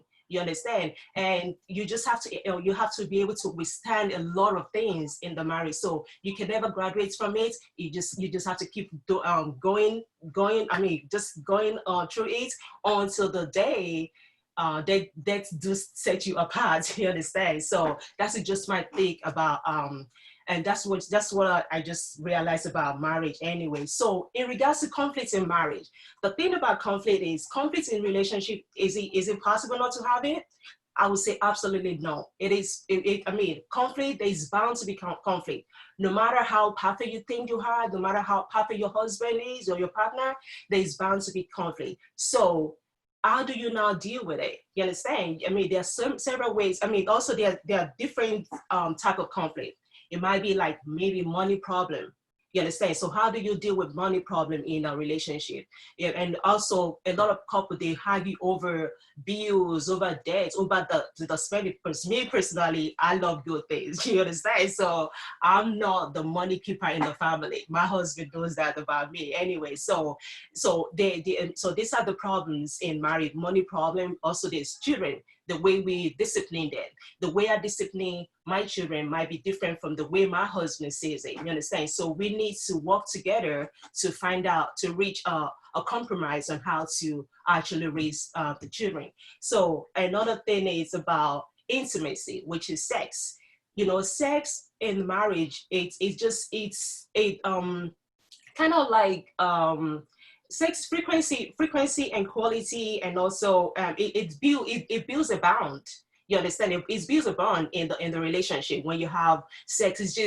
It's like if you're married with your husband and you guys have intimacy, it's just I don't know how to describe it. It just changes your mood. You understand? So if there's no sex, definitely there's bound to be a conflict. And also time apart.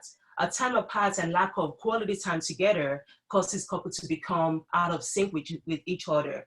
And also having shared interests and activities, participate in regular basics, help couples to stay connected. So if there's time, if couples don't have time, if they have time apart, it's just gonna cause conflicts in the marriage. And also household responsibility. A lot of people, they don't like to do the household chores. You understand? So these can also cause conflicts in marriages. But when you try to, the thing about sharing household chores is you don't have to say, oh, my husband, this is you, let's do it 50-50 like Harper said. In marriage, like I said, in marriage there's nothing like 50-50. You got to be 100%. If you go to the kitchen and and maybe the sink is full of dirty stuff, dirty plate, just take care of it. Don't wait on your husband to be like, okay, when he comes back from work, he's gonna take care of it. No, take care of it and don't wait for your husband, because if this can also be one of the things that can cause conflict in marriage. And also another thing that can cause conflict in marriage is friends, the types of friends that we keep. You understand? My friends might not be, my husband might not like maybe the behavior of my husband might not like the behavior of one of my friends, and that can cause conflict as well. So we have to reach an agreement and just the thing is, whoever is not with my friend, whoever, which any one of the partner that doesn't like maybe my friend, or maybe I don't like his friend, I just need to let him know the reason why I don't like them, or the reason why I don't like my husband to be hanging out with a friend. So we need to communicate this so that it will not result into conflict. And also irritating habits, which is maybe a husband or wife snoring. You understand, at night, and you are not able to get the good sleep that you want to get. That can cause conflict in marriage as well. So with this, like one of my friends was telling me that he doesn't really get offended when the wife is snoring. He uses it as a rhythm or like a rhyme for him to sleep. But when you start getting irritated by maybe your husband snoring and everything like that, that can also cause conflict in marriage. So now, how do you now avoid serious conflict? Having been in a relationship for so long, I can tell you that disagreements and fights are inevitable. You understand? So, and besides, it helps us to get to know our partner more, like what they like and what they did and what they do not like. So when two people spend a lot of time together, with their when they spend a lot of time together, their lives are intertwined together. You understand? So that is, and they are bound, and they are bound to disagree from time to time. So disagreement can be big and they can be small, and they range from maybe eating for dinner or failing to complete a chores, like I said earlier, this can lead to arguments. So how do we now deal with it? You have to be direct. You understand? Sometimes people just don't come out plainly. They don't come out plain and say what is bothering them, like Harper said, keeping stonewalling. You understand? Stonewalling or being showing passive aggressive behavior. Instead of it to say what is on your mind, you just keep it to yourself. Maybe because you don't like confrontation with your partner or something, and that it can't help anyone in the relationship. You have to say what is on your mind and be direct. You understand? And how you said it, like Harper said, when your husband is maybe maybe did something wrong to you and you want to tell him what he did, you have to say it in a very cool manner, not like, saying, oh, you this, and start using all this cussing word. You understand? So you have to be direct with your husband. So that's one way of how to deal with conflicts.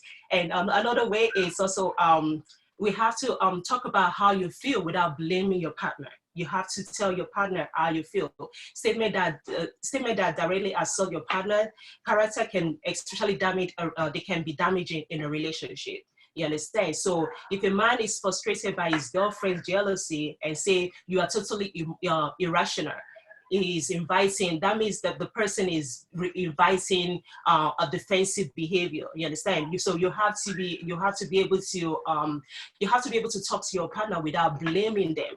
You understand? Just talk to them about their behavior and just tell them how much you need them to change their behavior.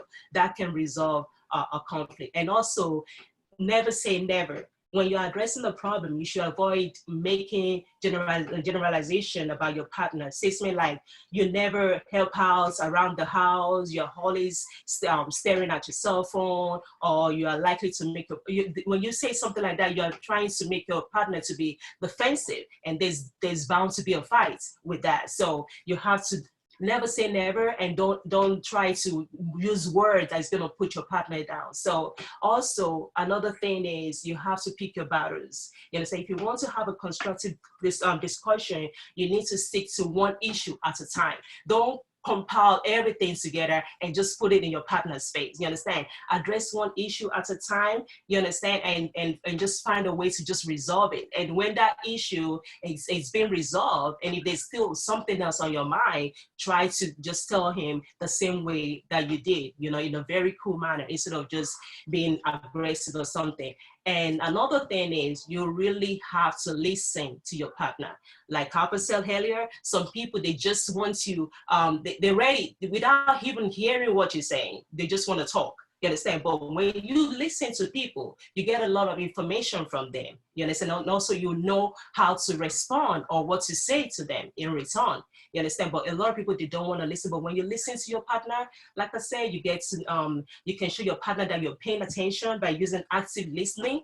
You understand? You can show active listening. And when your partner speaks, you have to paraphrase it to let them know that you are actually listening to them. You understand? So that's another way to resolve conflict. And lastly, how I can recommend how couple deal with stressful times together is the ways couple can resolve can deal with stressful times together is they have to be they need to recognize the symptoms of stress. You understand? Which is, you know, being snappy, being cranky, being moody, and everything like that. So when you recognize all those symptoms, you need to approach your partner.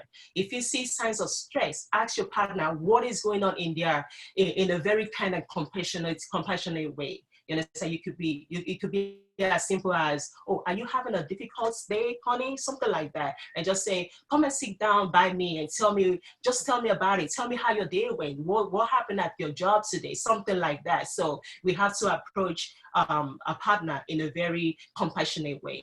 Another thing is listening. We have to make sure that we're listening to our partner. We want our partner to understand.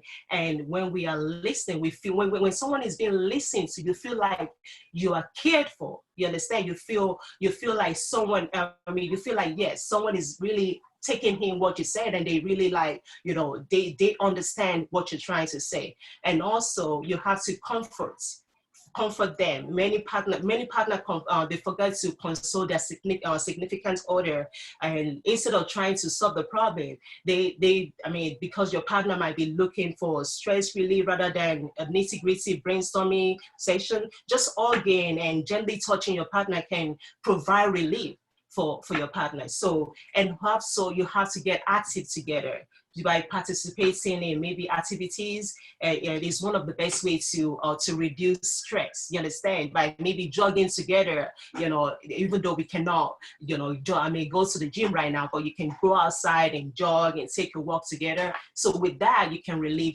stress. So these are, you know, some of the points that I can that I have to say today. Thank you so much. Wow, that is just so insightful. Thank you so much, Bookie. I don't know, but I love the fact that you spoke about sex and intimacy being very important in building that bond in your relationship, even as you work out conflicts together, understanding that you're on the same team. It is not one person against the other. We are working together to work on this relationship. And I think it's very important. And I'm very grateful for those tips that you've shared. And I can agree 100% with even doing things together, doing activities, going outdoors. Nick and I has traveled to over 30 countries now for the duration of our relationship, and I think we really enjoy just traveling, just having fun together, as friends, as partners. Apart from just saying, oh, well, we're just a married couple, we are building that friendship and having that friendship. When you build that friendship, when you have that bond, you can work out conflicts a lot better. And I love the fact that you've highlighted that today, working on that friendship, working on doing things together, supporting each other, comforting each other, raising each other up whenever that is needed. Nick, how do you feel about that topic on conflicts? I really enjoyed that, and there was definitely a lot of key points to take away from it. And I understand that at the end of the day, it always has to be approached with a spirit of service towards your partner, so that there is no bump too strong or no mountain too high for you to climb, so long as you appreciate one another for the person that they are and that you love them for the person that they are. There won't be a challenge that's too strong for that, as well as having all those extra tips, such as taking part in extra activities, more sex, more time to take care of each other. And it's definitely a case of ensuring that you can understand that you're continuing on for the long run, and it doesn't matter what bumps there are on the journey, and keep your eye on the final prize, which is a constant and lasting love as through the ups and downs as you go through life. And I really appreciated that. So thank you very much, Buki. Thank you. So our next and final speaker is Dr. Cortisha Cowan. And our thought to begin the final speaker is a good relationship is when someone accepts your past, supports your present, and encourages your future. Now this feeds into what I was just saying with a spirit of service for your partner, which is where it doesn't matter what has happened in the past. It's important that they support you here and now in this present moment. They love you here and now, and that they want the best for your future, and that you can work with it, work for it together, as was already discussed. So it's really important to have that solid foundation in your marriage, and always be coachable and working towards it. Now, with that in mind, I'm going to introduce Dr. Cortisha Cowan. She is a founder, author, CEO of Mothers Helping Mothers Incorporated. She was a teen mom who grew up in Lima, Ohio. She became a childcare teacher and currently owns a childcare center, Cozy Corner Home of Care and Love LLC. She is a female entrepreneur. She has worked hard to build a step-by-step system and an amazing model for opening homes for teenagers and young mothers who are homeless and in need of support services. She is a humanitarian, and her work extends not only to the USA, but also to Africa as well. So it's my great pleasure in introducing Dr. Cortisha Cowan. And Dr. Cowan, there's many people who are working from home right now, often with their partners under the same roof.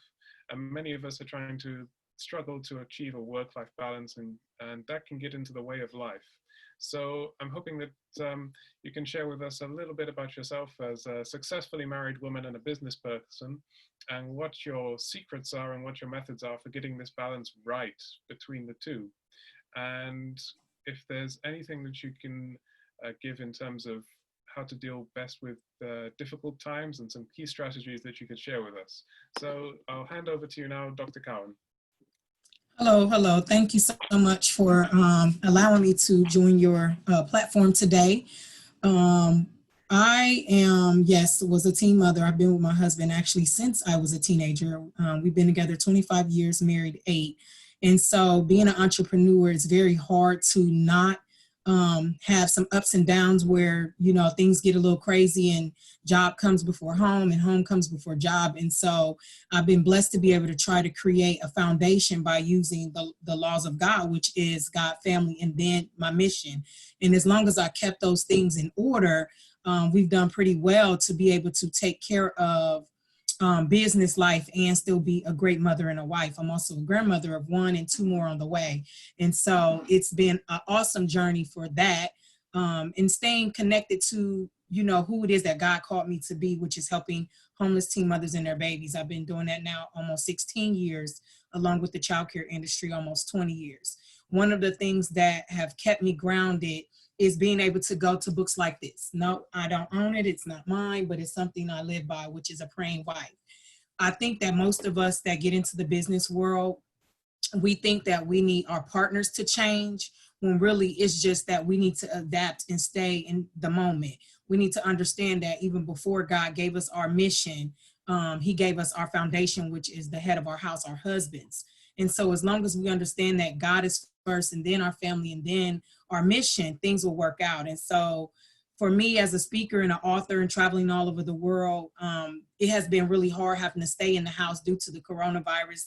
I mean, if you could have saw me right now in the background trying to find which room I was going to use in this last 15 minutes, you know, so that I could try to keep down the noise, because all of my children, even though they're adults, we all stay in one big house, including my 1-year-old grandson, who you might hear stumping around upstairs. And so I would just tell the audience that to create a foundation of starting a business and being very professional and being able to use both hats is making sure that communication, a lot of you guys talked about that today, communication is number one, is key. And it took me a while to get there because I am married to a Gemini. We're 4 days and 4 years apart.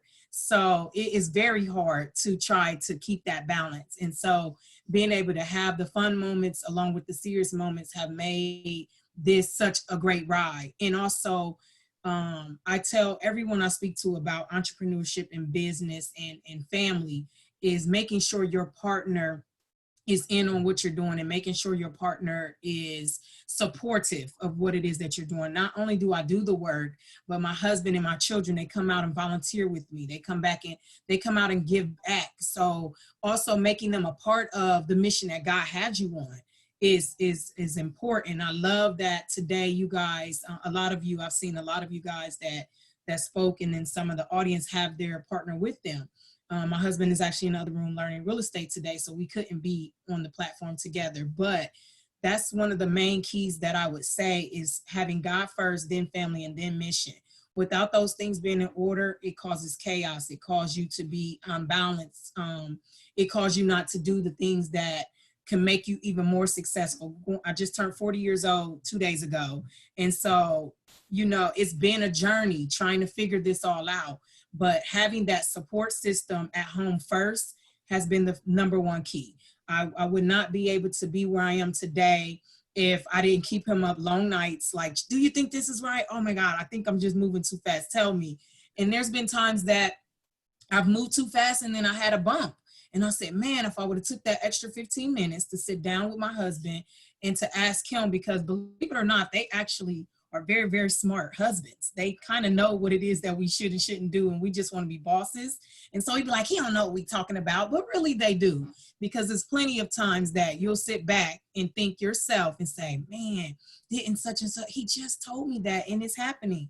And sometimes it's not a good thing. And so you also have to be able to go back and have enough strength to say, honey, what you said about that move, it really didn't pan out. And this is kind of what happened. So just making sure that you can sit at the table and say, okay, this is where I'm going. Just like speaking in the UK, if, you know, we didn't have the coronavirus, I was going in April to come down and meet some of you wonderful people. And he was like, going where? Huh? Wait, okay, who's all going with you? You know, just to make sure, because he like, I'm not ready to travel that many hours. So just communicating, even in speaking outside the US, and making sure when we launched in Africa, he was all for it. Now, if he wasn't, would I have jumped and still did it?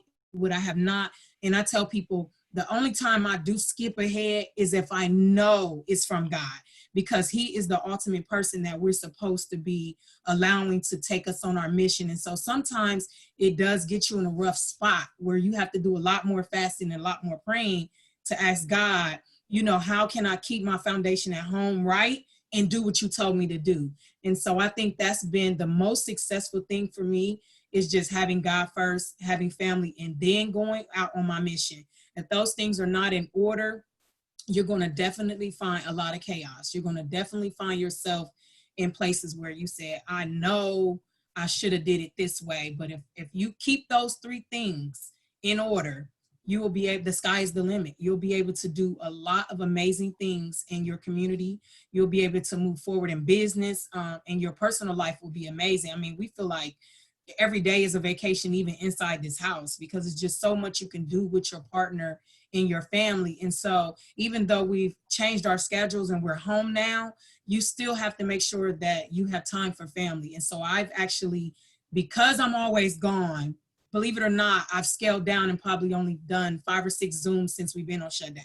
Like, I actually use this time to love on my husband and my kids. And, you know, I was 23 years old when I started Mothers Help Mothers. So my kids were in diapers. Now they're 23 and 21 and 17. And so this time in my life, I'm like, God, you did me a favor. Now I can sit home and just enjoy family and, you know, cook more. And my husband, like, I think I just gained 20 pounds because you're at home cooking. So you have to also look at entrepreneurship on when is it time to slow down, take a step back, and just love on your family. Like, if you can do that, everything else falls into place. Seriously, I would not change anything in my relationship. Like I said, I was a kid. I was 14, you know, when I met my husband, and only person I ever been with, and all my kids are by him, and we just learned each other. And so that's been my biggest thing, is just kicking back during the coronavirus. I'm just chilling. And only if God says yes, that I will get on something like this and give a couple nuggets and bless the audience with what it is that I live by. And it's loving God, family, and then my mission. That is just so excellent. Like, Dr. Cohen, I can just see that you have a heart for just sharing from your heart. I can just feel that. I can feel that energy. And when you spoke about putting God first, putting your family, then the mission, that has really stood up. That just hit me right to the core, because sometimes we are living so much of busy lives where we're just going about. My husband and I can get so busy, but we love to take that time just to bring things down back to the 0 point where you can just sit down and just love on each other. I have a daughter as well, taking time for her and hearing how you are involving your family into your mission is so beautiful. So one thing I just wanted to ask you, and this is really at the spur of the moment. You said that you've been with your husband since you all were teenagers. Now that is not just 2 adults being together. We're talking about 2 teenagers. Obviously, you would have changed over the years. He would have changed over the years. You went through so many hurdles over the years, and you're so successful now.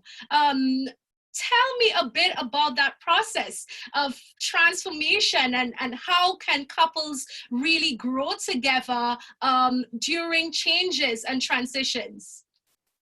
It's some times in there, like I said, we're both Geminis, and so, you know, both of those emotions and both of those faces kind of play every day in our house. One minute I can be in a good mood, and one minute I'm like, get away from me. So being a teenager and coming from our background, you know, my mother and father was incarcerated, and my mom came home, and I was already dating him, and I'm like, you can't tell me what to do. And so I had a foundation of already knowing who I am and what I wanted in a person. And he just was a support. You know, he's a former gang member. And so he does a lot in the community with boys and teaching that. So literally we actually taught each other how to grow. He taught me how to tone down, and I taught him how to open up, because if it was up to him, we probably it would just be family all the time.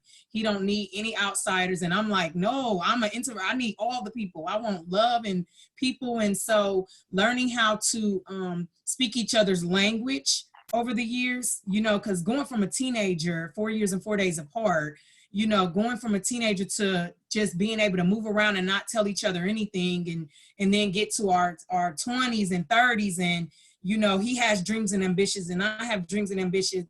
That's the 20s was the years that we really bumped our heads. He was looking at me like, why are you about to open up a home for teenage moms? Like, you was a teenage mom, nobody helped you, and nobody. So we bumped heads in that growth. But he understood that because I knew what it looked like not to have any support, and God said, do this, he had to start to hit the drum with me, you know. So it was really, I'm blessed to have had him for so long so that we can grow and learn each other. And now, he said, welcome to the 40s club, because he's 44, is now like this stage of, last year, every time I went and spoke, I took him with me. So whatever state we were in, it was almost like a new honeymoon stage. So last year was the year that we started to learn each other in a different language where, wow, I really get to see you in business mode, like really in business mode on the stage, and then coming off the stage and then hanging out with me. And so it's really steps to the marriages, even being just girlfriend and boyfriend. Like I said, we've been together 25 years, only married 8. He thought our wedding had to be extravagant, Hummers and all of that. And I'm like, no. So on family day at the church, I just came out in a dress, and he looked at me like, what is she doing? This our wedding day? Yeah, because you was taking too long, brother. So just learning each other and being acceptable for some of the things that we did along the way. You know, we had rocky times, everybody does as teenagers, you know, put on a little weight with marriage, and his eyes go this way or go that way, and I had to bring him back in. And so just learning each other throughout the process is what is most important to all couples. Do not change him. That's why I love this book, A Praying Wife, because she teaches you in this book that if you stop trying to change him and looking at him to be changed, and change yourself, even just how you see your husband or how you see your relationship or how you see your friendship, then it will automatically do. That's just like a vision board. If you write a vision board and make it plain of your life, that's the same with your husband, except for you reversing it. The vision board is you. So I did something with some girls last year. I said, let's do vision boards with just an actual figure of a body, and you're going to start putting on this body the things you want to change. Because if you change yourself, the growth in your marriage takes off. And so that's what's been our thing, is learning how to talk each other's language. Days when I'm like so upset because it's a girl sleeping on the corner, but it's 50,000 people over here barbecuing and helping each other, and it's not a cause behind it. He has to bring me back down and say, hey, everybody doesn't have a manatee heart, and it doesn't always work this way. And so having that balance to even know when we're both going off the handle to bring us back in is amazing. So it's definitely, I say it's stairs, like steps and stairs to a marriage. But once you get to that peak of really knowing each other, and I think out of 25 years, it really hit us when I turned 40, but that's because we spent all last year traveling together. Everywhere I went, he went. And that's what I think changed us, is being able to do things together to see each other on different levels. That's what changed us. And I'm actually loving it. We're trying to put together a cabin trip right now with the family. And it's just, right now I'm just spending time with family and almost like getting to know each other without the chaos of the world. Yeah, I think that is so beautiful and so commendable. Your story, just your talk, has been so inspiring. And I know there are loads of persons who might be listening who may want to ask questions. So we'll be inviting questions all now. I believe that my husband will also like to ask you a question or even respond to what you've just shared with us. Yes, so thank you very much for that. I really appreciated that message, and I think it's really important to have that hierarchy of God and spirituality, then family, and then mission, and that really is a light bulb for me to show how to prioritize life and just ensure that everything gets done at the end of the day. So thank you for that. And I was just wondering if you could share any wisdom or nuggets regarding your book. Okay, so the book behind me, I'm actually in 9 books, but this is my personal book. It took me a year to write it because it's teaching you how to find purpose and passion and then planning it out. The next series will add profit, because everybody get into business and think that profit starts right away. I've been doing my nonprofit, like I said, almost 16 years, and I've never paid myself on the nonprofit side. 100% of what I put into the nonprofit stays in the nonprofit. So I teach you how to create for-profit businesses that help sustain a nonprofit, because that's really where your life-changing goals come, when you're ready to give back.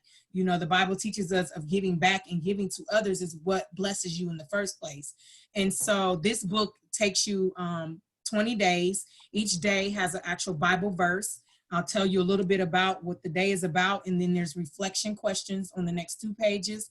And so this is a different, unique book, because this is more about setting a foundation for yourself, of finding your purpose. Because all of us have a purpose, we all have a passion. And I always tell my girls, or the women I speak to, it's the things that you can't stop thinking about. It's the things you go to bed at night talking about. It's the things you wake up talking about. It's the things you see even when you're driving in a car. And so just really getting you to hone in on what that is, but bringing it back to biblical. So I use a Bible verse on every single day. And I've had a lady recently who just reached out, who did the book. And she said she's been going to church 17 years.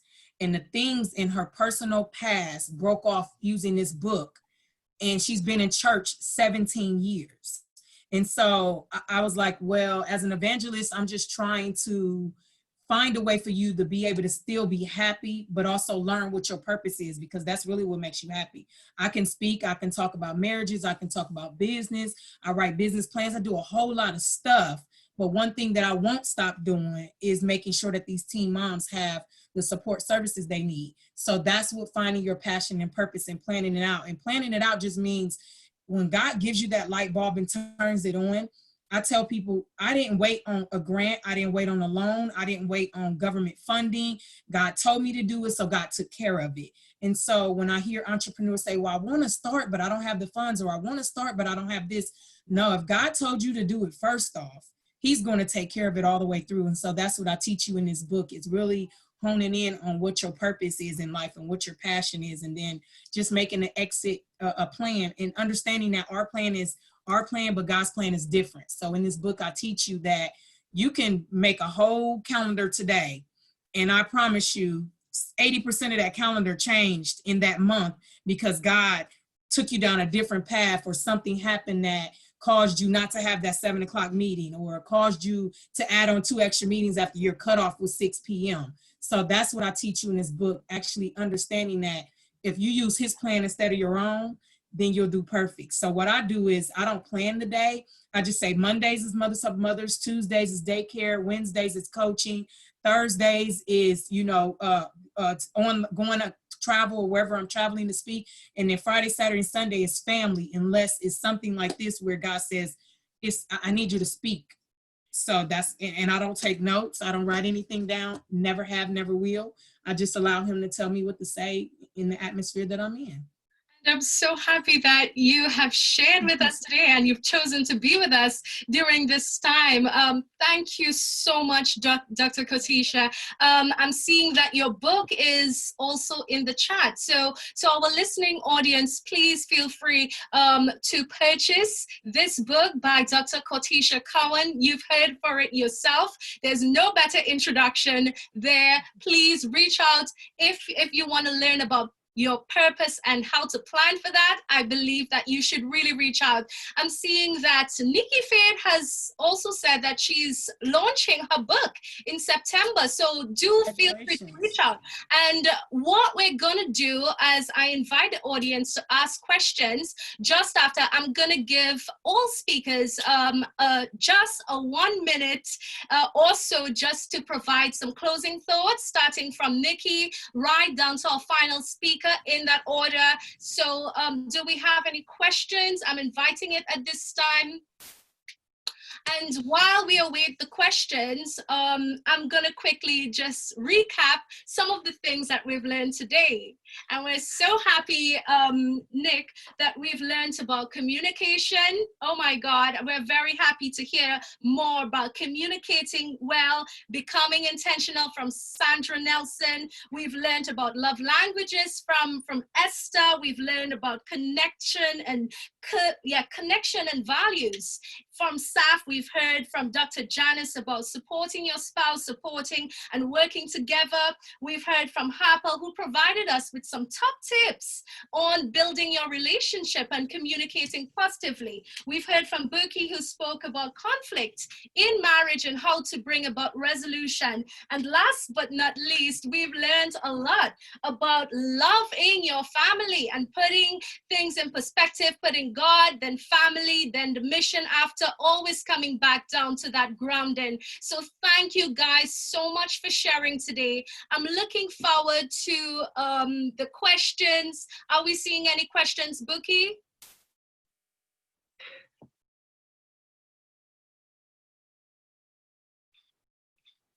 All right, we are just getting some comments, so inspiring. Thank you so much for the initiative. So we have received, apparently a lot of our questions were answered today. So I'm very happy for that.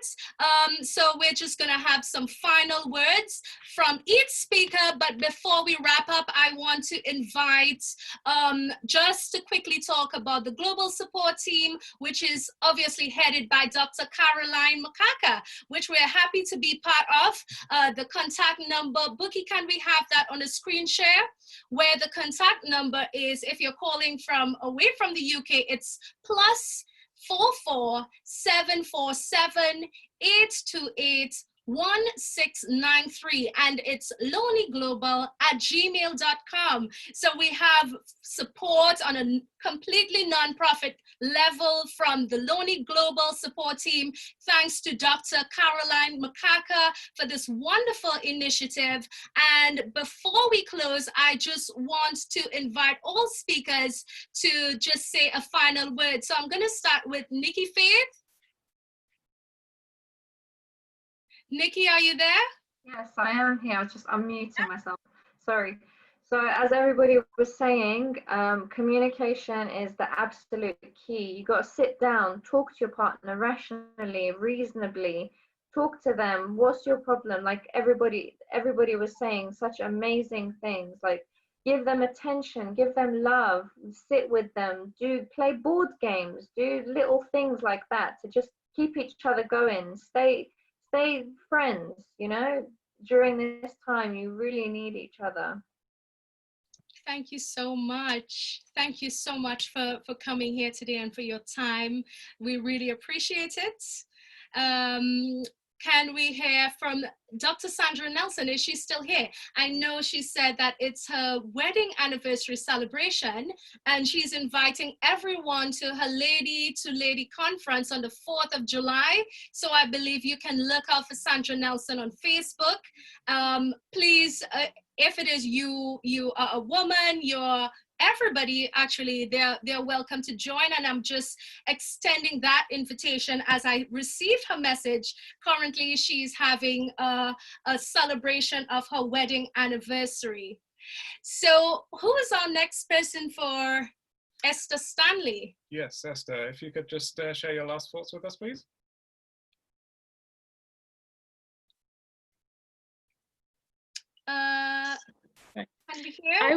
I will encourage everyone to love your spouse as you love yourself.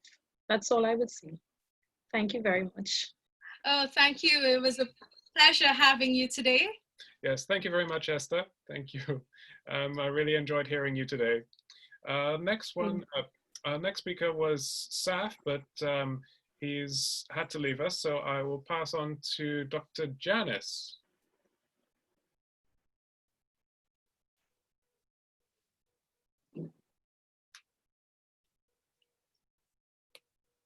Dr. Janice?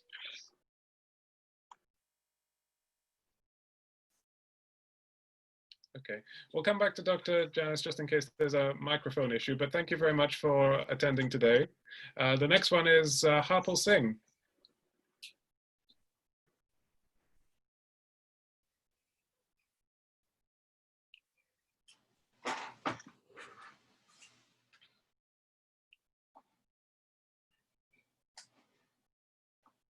Harpal?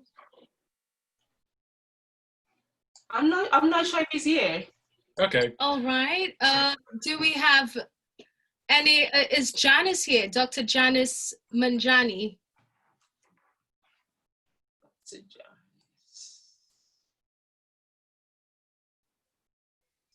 I don't see her on the list here too. All Okay. right. So I believe that will leave us with you, Bookie, as well as Dr. Kotisha Cowan. Okay. Do you want me to go first, or you want us Oh, to? yes, of course. Oh, okay. Well, one thing that I usually hear about married couple is they get divorced on the basis of, oh, we are not compatible. We are not compatible. But one thing that I realize about marriages is you can never be compatible with your husband or with your partner, no matter how much you try. You can never be compatible because we come from different backgrounds. You understand? So what you have as your marriage gift is a box that you don't know what is inside. So you got your box, you open it, you have to try and deal with what you got. You understand? So looking for compatibility, that's a no-no. And also you have to try to give your husband or your partner love, show them love, even if they don't love you right away. Just display what do you want to see in them? How do you want them to love you? The way you want them to love you, try to love them like that. You understand? Because the thing is, you have to realize that this person came from a different background from you. You don't know what his background was. Maybe while growing up, his father wasn't like so loving or showing him lovey-dovey, so he doesn't know how to display it. But you as a partner, you understand, you are in the relationship, you have to show him how you want him to treat you. You want him to love you, love him. Even if you're not receiving it right now, keep on doing it. After a while, you're going to see, you're going to see the love being displayed towards you. That's just my take. Thank you so much. And I guess this leaves Dr. Kotisha Cowan. Any final words from you? My final words would just say keep a strong foundation in faith. I use a lot of foundations. I will leave you guys with Psalms 31:25. I use that a lot. And it just talks about, I was young and now I'm old, but I have not seen anything forsaken that God has placed in front of you. So that's also including your relationship with your husband is not forsaken, is not in vain. And like our sister just said, you have to love on him the way he may have not have been loved on, or vice versa. Like I said, for me, he grew up with mom and dad in the house until his father just passed at 86 years old. For me, mother and father wasn't in the house, and my dad has 10 girls. My mom has 2 girls. And so we grew up in a different household. So loving and understanding our love languages and understanding that we definitely, we was just laughing the other day and I said, you never ate a sugar bread sandwich? What? And he like, no. I'm like, why? And so that's when I said, you're still learning each other. And so not being scared to share your childhood memories that you had prior to even knowing each other. Because I'm 40 years old and he's just now understanding that I used to eat sugar bread sandwiches. Why don't I like ketchup? Because they used to try to tell us to eat ketchup sandwiches when we was hungry. So just certain things that you have to use as tools to teach each other where you've come from. Why can I go in the kitchen and put together a meal with anything in the cabinet and it turns out fabulous? Is because that's what I had to do as a child. So understanding those different things allows you to love each other even more. And actually, he grew to respect why I love the kitchen. Because of those things, trying to put food together for family. And so I will leave you with using all the tools you have, but starting with a faithful foundation. And so that's any faith. It's not just saying that, whatever faith it is that you use that as the cushion to keep you guys together, and understand that divorce should never be an option unless it's abuse or neglect or things like that. And that's what I teach when I talk to women in abusive situations is, what did God say about this marriage? Some women have not even left an abusive situation and actually use God as a foundation and turn the husband around. And I've seen it time and time again. So I just say, use the tools that are right in front of your face. And now that internet is even more, Google is even more, it's so many things it's so many tools in our hands that we can use. Even a platform such as today. This was amazing. To all of us should have been able to take something from someone today on how to keep our relationship and keep our fire, the kindle of the fire going. And so I just thank you for allowing me to come over and share some of my thoughts and perspectives on God first, family, and then your mission. Thank you so much. We really appreciate that. To you, Dr. Katisha Cohen, and to all of our speakers, thank you so much for joining us. We would like to give just some credit to Seek Creative Media, who's been doing all of the flyers, been doing a bit of advertising for us, who is in the background there. Bookie, thank you so much for managing the platform. And to Lonely Global Support, Dr. Caroline Makaka. Thank you so much for providing this platform for us to speak and to help inspire others. So I believe we would like to leave our own closing thoughts with you guys. I'm going to hand over to my beloved husband. Yes, so thank you very much to all our speakers and most importantly to our listeners. I always find that motivation and inspiration is like a shower. You need to take one every day, and there's no such thing as having too much inspiration or motivation.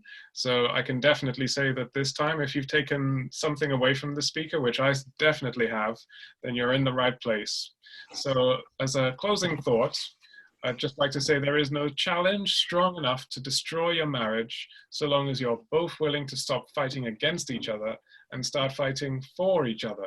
Now, this is a common thread that most, if not all, of our speakers have said, which is you have to live in a spirit of service with one another, and you have to obey the golden rule, which is to do unto others as you would like to do so yourself. And that will be a surefire way to improve your relationship, improve your marriage, improve your life.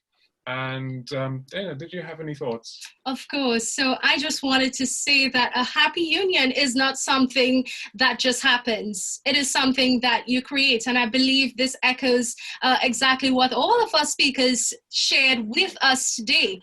And the last words I would like to encourage each and every one of us is that the difference between an ordinary marriage and an extraordinary marriage, it's just by giving just a little bit extra effort each day for as often as possible, for long as you both shall live.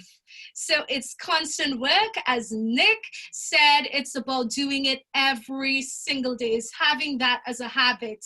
It's about saying the I love yous. It's about buying your spouse flowers. It's about doing the simple things, sharing childhood memories, as our last speaker said, doing the little things, playing games, according to Nikki Faith. Thank you guys so much. Those are the things that we really need to instill within our marriage, even as we practice every day for it to grow from strength to strength. I really thank you guys for tuning in today, and I believe that the time has been well spent. I trust that our listening audience can have taken away so much from today's session, and please feel free to reach out to Lonely Global Support. We're very happy to hear all of your questions, all of your comments in any way that you need that support for your relationship. We have experts who are willing to give their time free of charge to your service. So thank you once again, everyone. And I believe we just want to say, God bless you guys. And we look forward to you joining us for next time for Relationship. So thank you. Thank you. Thank you all for joining in. Bye, everyone. Bye.